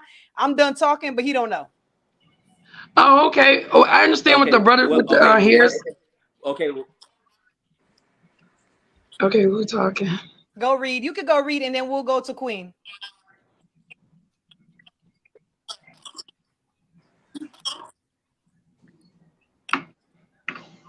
Okay, but at the end of the day, what I was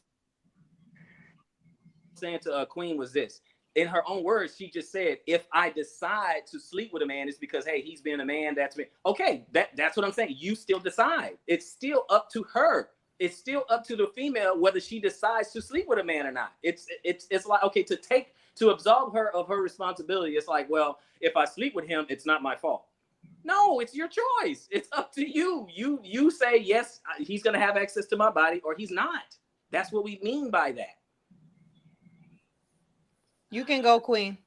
Okay, I understand you, but I think y'all misinterpreted what I said. I, I don't. I think it's how a female thinks. Okay, so I this is mean, I think what they're saying And I is rest the mic. they're saying I think what the brothers are saying is that they're saying we're looking at a majority, right? And I think you're looking at it as your experiences and yourself, like what you go through. You're looking at it like okay, my bad. so so they want you to address they want you. You're so crazy. I like you. They want Thank you you. to address it as a majority. So let's be honest. You're a woman, I'm a Okay. woman. I got 7 kids. I'm married and I don't put on 50 pounds. And I could tell y'all my DMs be full every day. Okay. My husband be right there in the picture and it don't matter. So this tells you how much access we have to it. Like it doesn't matter. We just have access. So the Okay, I understand now. the men are saying, listen, you have the access. Therefore, if you have a high body count, it's your fault.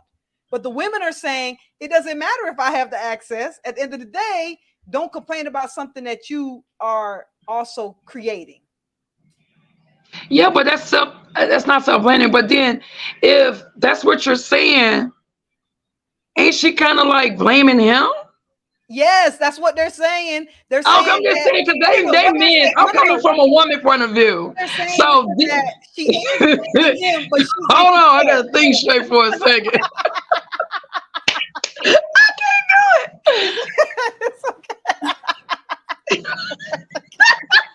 It's okay, so we're gonna get like 5 more minutes with you guys on the panel, and then we're gonna let Reed wrap it up. But Okay. let's go to brother Akeem. You've been quiet for a while. Do you want to address anything the two brothers said and what the sister said? Yo, I love this podcast. But no, yeah. So I feel I get what you were saying, sis. I just think that you kind of just misunderstood what the question was, but I get I what you're saying. did. They are talking from a Understand it more now, though. general You perspective. understand now. But yeah, I do now. because here's a reality, right?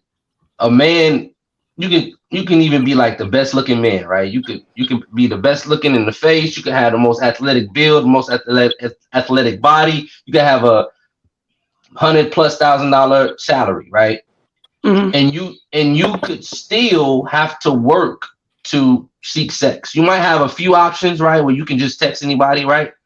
But you still have to put in work to some degree. A woman Yeah. could be no offense, I ain't trying to put all value on appearance, right? But this is just a quick little example. A woman could be huge, smoking 10 packs of cigarettes a day, Damn. bad breath, and I guarantee you there is at least 1 to 2 people that she can text immediately and say, "Yo, I want some D," and then they'll come over and drop it off.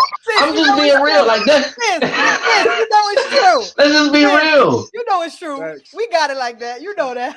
So what we're saying, right? If you have that kind of access, right? If you do have that kind of access and your body count is higher than you would like it to be, then that means at some point, from whatever the situation may be, at some point you decided to allow that individual in between your legs to get that body count. That's all we saying. And that we typically as men don't like women with higher body counts. Well, not all men, but majority of men, right? I'm gonna And that's what can I say something real quick? I don't So know I that have a feeling woman- though. So I have a- Hold on, I let have the brother a- say I have something a- real quick, and then we'll get to you, sis, because he's been quiet for a little bit. I have a woman in the Dominican Republic. She has 1 kid. Passport boy. Yeah, yes, ma'am. yes, ma'am. She has 1 kid. He's 1 year old. She's been with 1 guy sexually. You know how that made me feel when I was to go see her? It's like, oh, okay, I can perform. She only been with 1 person. 1 person, and it shows. She went what? She haven't had sex in a while. So it's like, and then I have an ex that's been around a little bit, not calling her, like not saying she just active like that, but she has more partners. And it just, I'm big on energy already, and that energy just isn't the same with her. The energy is different. Why? Because I know it's like certain things she don't like, certain things don't turn her on. It's like because you're comparing it to this, comparing it to that. You've been through it like, nah, I ain't got time for that. You dig But what this I'm is saying? my So thing body real counts quick. mean a lot.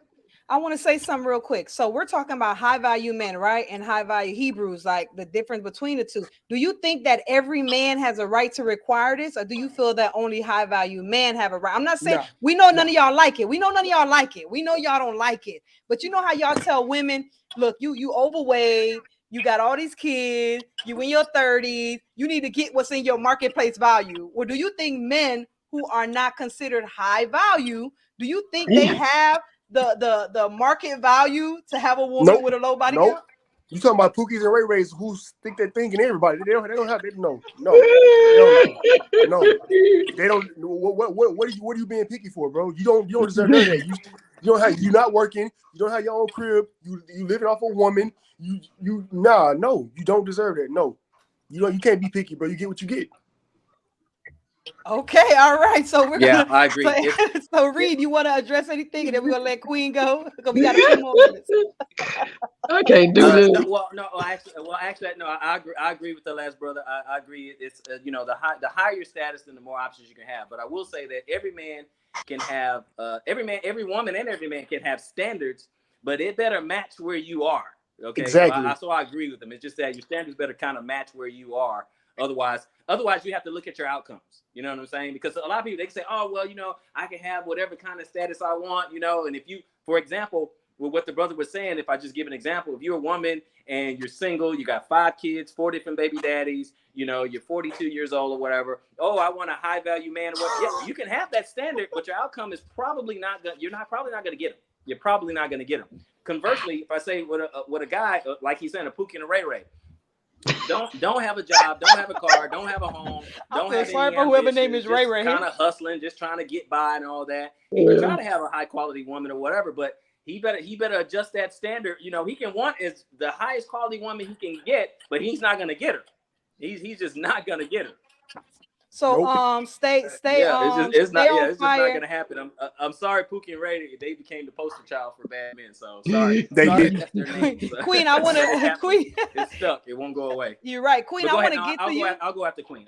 That's all right. So everybody who knows, there is a delay. I just want y'all to know, just for Robert Reed, because he's in the Philippines. So he's like, so he's a few seconds away. Y'all know, don't ask questions why he there. Okay, he's in the Philippines. He's traveling. Okay, the brother is traveling. Okay, make sure you bring out some coconuts. He's a few seconds behind us. But Queen, I want to let you go, but the brother's on here, and then I'm gonna get to you, girl, because you're my only girl on here. So you got to ride with your sister now. I am. I want to hear.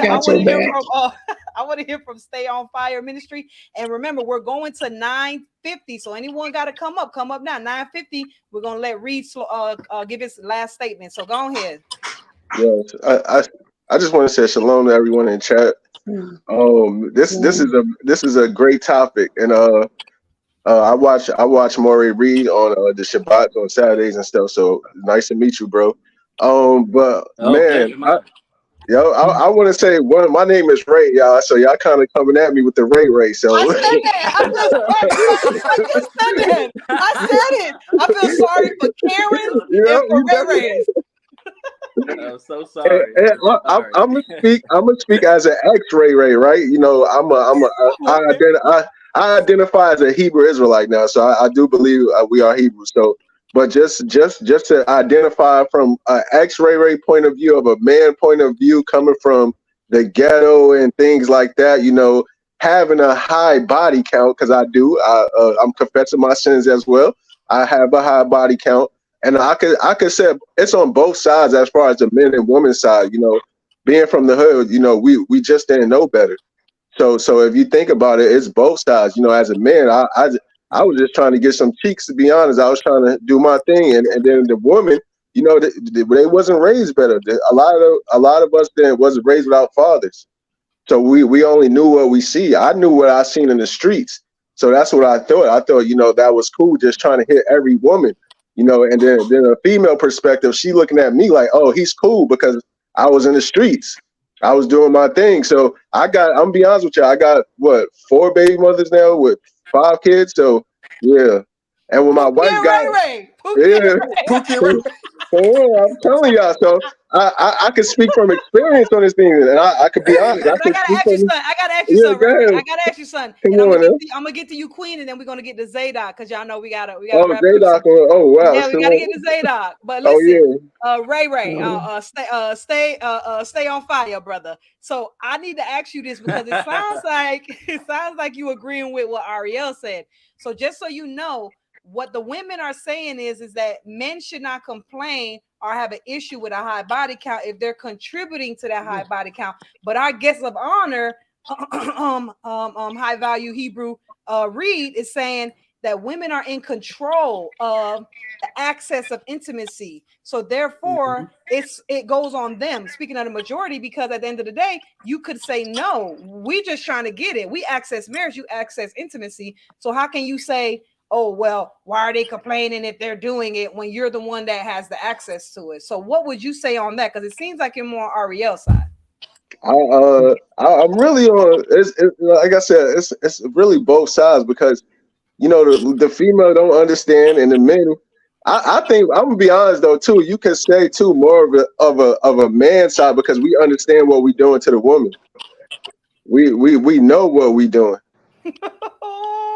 I knew Watch what I was I gotta doing. hear from you, Reed. Reed, you gonna have to respond to that, Reed. And I know I gotta get to Hey, Zadok, but Reed, you want to respond to what he said? Y'all know what y'all doing. Well, yeah, of course, yeah, I agree. I mean, I agree. I always agree that men are the pursuers in that. But I would have to ask, brother, brother Ray. Sorry about all the Ray references, but that's all right. after brother Ray, of all your sexual conquest, it goes back to this. Of all your sexual conquest, if all the women who you've been with, if they said no, what would your body count be? If they said no, what would it be? It would be zero if If they they said said no, no. you can't. Whoa. Hold up. So you were the Okay. pursuer in all those situations? You was the pursuer of the intimacy. You wanted it. You went out for it. Yeah, I wanted it. Oh man, the You statistics coming to my aren't a crib? lie. The statistics are true. You coming to my crib? It's going down. Ain't no ifs, ands, or we. It's going down. I'm gonna have You hear that, everything set Queen? Do up, you hear what these brothers ready. saying? But Zadok, Y'all I gotta hear hear from this? you. I gotta hear from you, Zadok. Come on now. Undo your mic. Let's hear it. I got to hear what you got to say. Undo that mic, Oh Zadok. goodness, what in the sexual deviance and misguided feelings is going on here, people? Hey, salute. Hey, bless y'all. I ain't seen Rob Reed in years, man. Bless you, bro. Godspeed out there and what you doing, man. Shalom. He Shalom, got brother a few Zadok. Shalom. Zadok, he got a few seconds delayed, but you could go ahead. Okay. Oh goodness. I'll say this, and y'all know my worldview is highly biblical. I think that it's kind of interesting because there's truth on both sides. You know how in the book of Hosea, the Most High said, I won't punish your daughters when they commit whoredom, nor your spouses when they commit adultery, Come on. because they themselves are separated with whores. I think that the truth of the matter is this. If most men be honest, when you deal with a female, unless she's a nymphomaniac or a prostitute who is out here just to make money, daily, weekly off of her body, when women open their legs to a man and they give themselves to you in that manner, their feelings are going to attach to you much quicker than yours will to them. Most women have told a man about her feelings for him before he's told her. And when she revealed them to you, when she said, I love you, it caught you off guard. You couldn't even say it back because you weren't ready for that. So I believe in that mannerism. We have to be honest that because we're created by God and because we carry this nature we have, there is something about the female we can't explain, brothers. They can't even fully explain themselves. It's like them trying to explain to you really what a menstrual cycle feels like. They just have them. And they can try to explain it to you, but we would just be sympathetic, not empathetic, because we don't have that experience emotionally nor physically. And so because of this reality, one thing I'll say is this, is that our body count, as bro was saying, it's indicative of where we at and where we from. It's high body counts everywhere. The wealthy got high body counts among the wealthy too. Yeah, So one thing that I think is the truth is this high value narrative. For some people, their high value is something that they aspire to be that they'll never be because their high value isn't their actual reality. So usually our value it becomes tangible by where we are. Hey, I could want Rihanna, but I knew she was with Chris Brown, and now she got 2 babies by ASAP Rocky. Do y'all think it's happenstance that Jay-Z and Beyonce is together? Y'all think it's happenstance that Kanye West and Kim Kardashian were together? Y'all see that the value is predicated upon where they are in society and where they rub shoulders at allows them to meet each other and have this standard of millionaire with millionaire. A sister in the projects can say, my man need to have at least $1 million in the bank. All she wants. If she don't get out them damn projects, it's highly unlikely she gonna run into the dude who got $1 million in the bank. A brother can say he want a sophisticated, highly educated woman who's making about at least $250,000 a year. If he don't get off the south side of Chicago, it's highly probable he won't be with that woman. So that high value he has is just a desire. For some men and women, their high value is based in the reality that they live in as well. And so out in here, our high value, you look at a sister in the neighborhood and you just say, hey, my high value is I want a girl who not too clamorous. I want a girl who has ambition.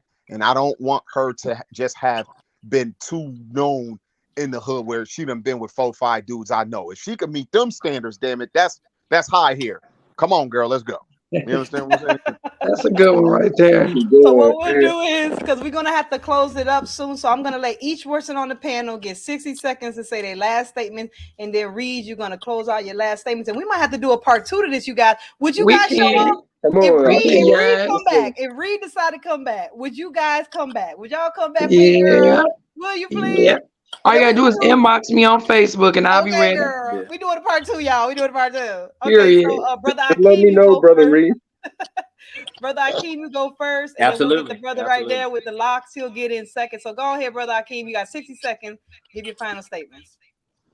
No, this was a great discussion, though. Seriously, and the point you brought out, brother Zadok. Yeah, I agree. Like if your definition of high value isn't matching what your reality is, then you probably reaching a little bit too high. But high value is it's in the beauty is in the eye of the beholder, right? Somebody's high value could be a certain status, a certain bank account amount, right? Or a certain moral character, right? Somebody have high value, they put more value in a man that's honest, that is a provider, that loves their wife, that will be loyal to their wife, and they don't care how much he make. He can make $10 an hour working at McDonald's, right?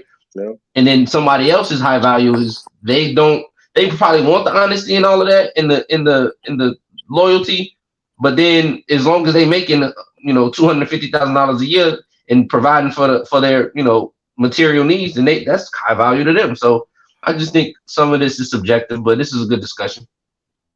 All right, thank you for coming so much. If we do a part 2, you got to show up, okay? We got to come up. Neek, you got 60 seconds. Give your final statements for the panel. All right, so it's something that I can't see his name. Fire one? Ministry, I think his name is. Right here. Stay on fire, Ray. Yeah, stay on fire. Yeah, Ray. It's something you had said. It's something you had said earlier about pretty much like some of us can't help because we're from the hood and we didn't have the father and the structure to know better. Pretty much what you was getting at. I feel like that right there is pretty much. I feel like that's just like an escape route because it's mind over matter at the end of the day, right? And for me, I didn't have a father. I was raised by all women, right? And the women I was raised by was going through abuse and all type of other stuff, right? And the men that was in their lives were drug dealers and so like this. So like for me, I'm nothing like that. You dig what I'm saying? It's pretty much a choice that you decide to make. So still, again, it's a choice you made to do this or do that, right? And like, I just feel like a woman, she know her body's a temple at the end of the day. She know it go back to the choice again. She knows if she want to do it or not. I feel, and as a man, you know that you shouldn't be out here just doing all this extra shit, right? So it's just like overall, I feel like it still comes back down to choices. Where you from and really how you was raised only play a small portion of it from my beliefs because I went through not having a father. The most I had was my uncle. He was there when he could be, but he had a right to live. So I had to learn on my own and look at okay, that's not right, that's not right, that's not right. I don't need to be sleeping around here. I don't need to sleep around here. You know what I'm saying? Like, I understand at a young age that a woman body's her temple. So if I can understand that, why can't she? You dig what I'm saying? So I just feel like it all comes back down to choices decisions, mind over matter. It don't matter where you're from. You have the choice to do that. You know what I mean? Like that's how I feel about what you said with that. And I'm gonna let the brother respond. But real quick, brother, listen, make sure you email me. My email is let's talk Okay. podcast 55 at gmail. Anyone who's on here, I enjoy the energy. If you guys want to come back on the show, I'm serious and chat No, it for up. real. I want y'all to email me, Okay. yourself, email me, let's talk podcast 55 at gmail. Give me your name, your number. I'm going to text you my name and number, and then we could find a good schedule for all of us to meet again. But thank you, brother, for that Set on Fire ministry. You got 60 seconds, respond to the brother, and then give your final words on the topic. Real quick, Reed, just put that in the community as well, her Gmail, and then I could take it from there. But with to the brother point, I understand what you're saying, but you got to understand everybody's not you. I had to I teach a financial literacy class, and I was telling them start saving $10 a day. And there was a brother in the class, and he was like, I got to do more than that because I got 7 kids. And then after that, I said, you got to understand everybody's not you, brother. You know where you need to start at. So we got to understand everybody's not where you at. That's the same way in this growth, me telling people I'm an Israelite, everybody don't understand that. So, it is a growth process though. Once you grow, when you know better, you do better. So once you know better, there's no more excuses after that. So we got to understand though, everybody's not you. Everybody ain't going to get it because I didn't get it. I followed my father path. I was in and out of prison growing up and all that stuff. And then once I got older, I realized I was facing an identity crisis. And then I understand the value of who I am, by understanding my nationality, understanding my identity. But everybody ain't going to get it the same way. Every female don't know her body's a temple. They don't know that. And that's not even coming from a religion standpoint. They just don't know that. They wasn't taught that. So you do have a choice. Once you get older, the choice is yours. But yeah, everybody's not you. So you got to realize everybody got their growth path, and we got to meet people where they at. And then now that we understand, now we go teach people to do better. We teach our women, our sisters to do better. But yeah, some people don't get it. But yeah, that was it. That's all I got to say. Some people just ain't going to get it as fast as you. So yeah, we got to realize that. Just meet people where they at. All right, so I got to let the brother respond to that. I know I said I was going to get the Queen and Zadok, but I got to give him a chance to respond to that. And also, y'all, like and subscribe. Please, y'all, help a sister out, okay? Please. Yes. I'm Share putting you in my Facebook reel. Okay, girl. But go ahead, brother. Respond to what he said if you want to. Nah, I overall get what he's saying. I really don't have a response to it. Honestly, I'm not even gonna lie to you. I don't really have a response for it. I get what he's saying. I just you do have to meet people where they at. I just view things differently. You know what I'm saying? So it's like I understand, but I still feel how I feel about certain things because it's like you still know what's right and you know what's wrong at the end of the day. You know what's right, you know what's wrong. You get a feeling when you know you ain't supposed to be doing it. I don't care who you are. Unless you got some type of mental issue, I personally feel like you get a feeling when you shouldn't be doing something or when something's just not right. You know what I'm saying? So yes, some people just don't get it. I understand that, but I don't know. I just feel like at some point, because for me, I even if I didn't understand it, something's not right about this. You know what I'm saying? And if I did it, damn, I shouldn't have done it. Because that feeling I got, you know what I'm saying? I don't know. I just look at things differently. I get what you're saying, though. I'm not going to completely disagree, but I don't have much to say about it, though. All right. Again, thank you, everybody. Y'all don't forget, I put my email in the chat. Anybody interested on coming on the show? Anybody interested of us talking about a particular topic? Anybody interested on having Reed back? Because I want him to come back. But y'all got to let him know y'all want him to come back. Y'all can't just be, we got to tell him we want you to come back. So we'll go to Zadok and then Queen. We're going to leave the lady last. So Zadok, you want to give your last final statements? And then we're going to go to Queen.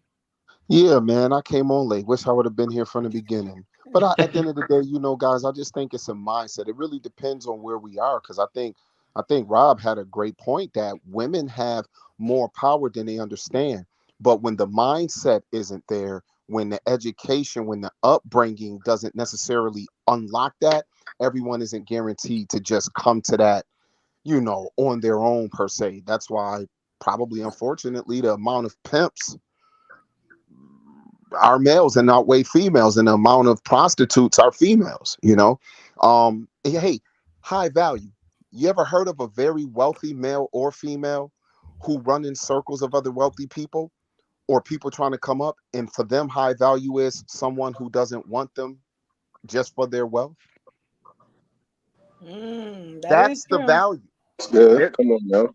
that they putting that up high because of their experience. So the value is dictated necessarily by need or desire. And so I just pray that, you know, those of us in the community who claim to be followers of the Most High, that we set our values in the things of God, and then that will dictate how we carry ourselves and where we carry ourselves, which will give us hopefully a better opportunity to connect with that person we're really looking for.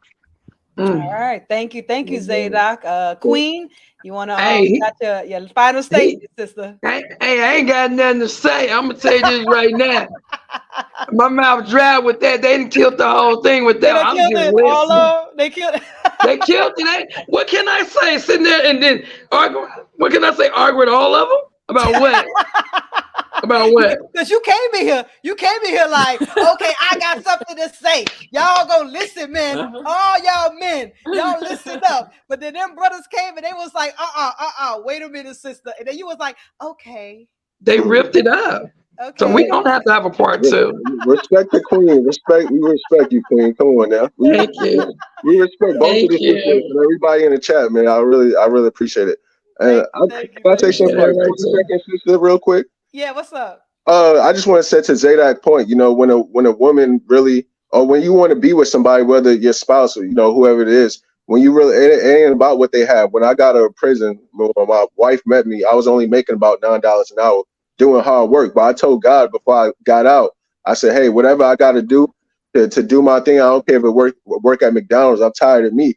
And when we met each other, we had that conversation. We both wanted to walk with Christ. That's what brought us together. You know, we had something in common where we both wanted to grow, and we both grow, elevate, and now we marry and we have a child. So yeah, the value is in by the two people knowing what y'all want, because you can't just say you love each other. It's about having a plan and knowing what you want, and then y'all can move on and grow with each other. So that was good what Brother Zadok said. Yeah. And Brother Reed, actually, I don't know if you guys were here from the beginning.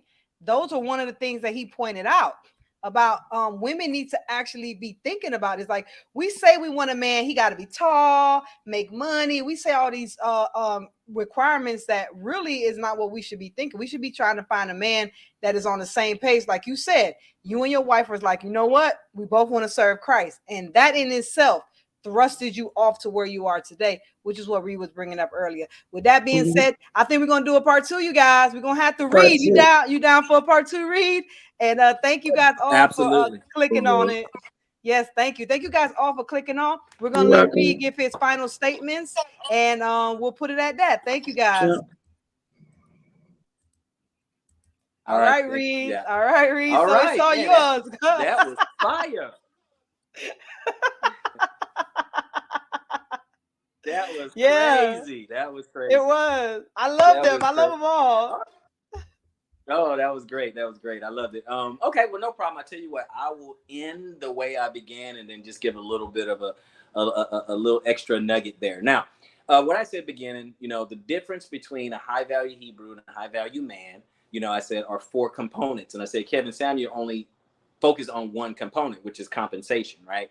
So I said 4 components of a high value Hebrew is compensation, capacity, conviction, okay, and character. Okay, those things are very, very important, right? Because if you think about it, if a man is really, really wealthy, but he's evil, wicked, he's a thief, he's a drug dealer. I mean, there's $1 million drug dealers out there. There's $1 million people, you know, you see what I'm saying? So those other components have to come into play. So with that, you have those 4 components: character, capacity, conviction, and compensation. And then I say, if somebody wants to be a high value Hebrew, which is the reason why I even got into this particular space, is that it needs to be driven by 3 main imperatives. I always say it's pursue your purpose, protect your seed, and increase your value. Okay. And what I mean by that, okay, pursue your purpose is if you're talking about in faith, because people say, oh, this guy, he teaches the Bible, he's not talking about the Bible. Okay, great. Pursue your purpose is salvation, right? Serving the Most High, getting your life in order spiritually, because what does it profit a man to gain the whole world and lose his soul, right? So salvation is first. And then what are you born to do? Okay, what's your purpose? Why are you here? Okay, you have a lot of superstar athletes. that's their purpose, sports, and they become very, very good at it. Okay, if you're a captain of industry, a business CEO, or something like that, they're very, very good at it. What is your purpose? What are you here to do? What are your giftedness? What are your gifts? Okay, so pursue your purpose. Increase your value. That goes back. A lot of it goes back to the compensation piece, but not completely, right? So it is about money and assets and things like that. But the other thing is increase your value in skills, increase your value in knowledge. Okay. And then last but not least, protect your seed.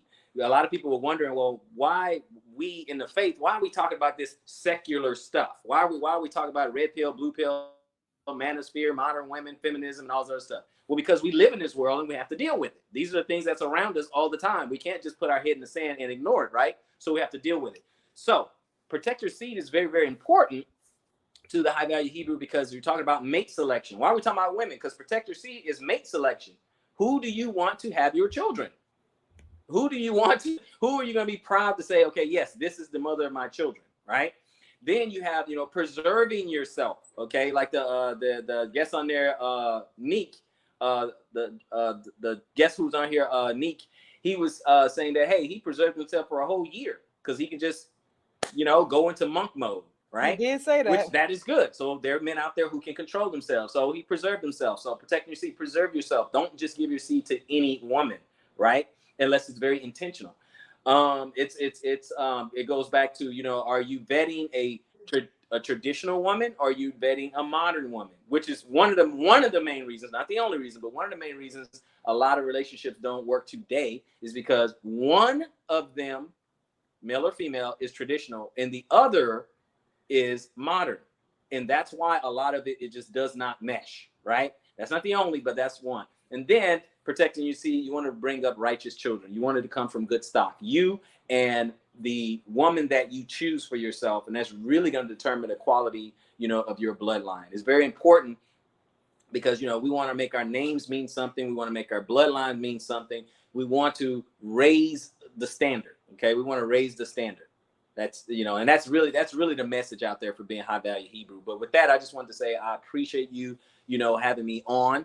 I love the interactions that we had with everyone, and I'm gonna hand the mic over to you. With that, I rest. So yeah, you guys. So thank you guys. First of all, y'all see his Cash App at the bottom. You guys, he came out here. He dropped a lot of gems. A lot of us were entertained. If you guys like what you've seen and what you heard, donate to the brother. Show him some love. We want him to come back for a part 2. There was a few things I didn't get into. I wanted to talk about how, women realize later on in life that they shouldn't have given themselves away. So now they're like 30 and 40 and they're like, I'm holding myself. I'm not doing this. And men are like, I don't care. I don't want it anyway. I wanted to get into that mindset that men have, and the things that the women are saying is, okay, yeah, I gave it up when I was young, but now you don't want me to hold it back. You want me to just keep giving it up. So it's like a misconnection with that. And I wanted to hit on it, but it's okay.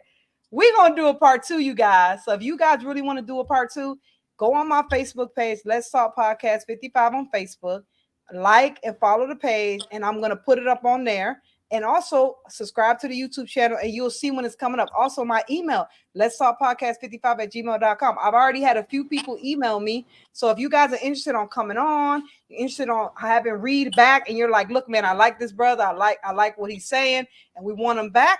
Email me, let me know, and we'll love to have him back on here and answer some questions. Again, thank you guys for coming, and I cannot wait to come back. Also, we're doing a podcast Sunday.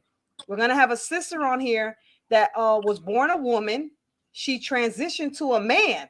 She had surgery, top surgery, cut off her breast, and now she's detransitioning back to a woman.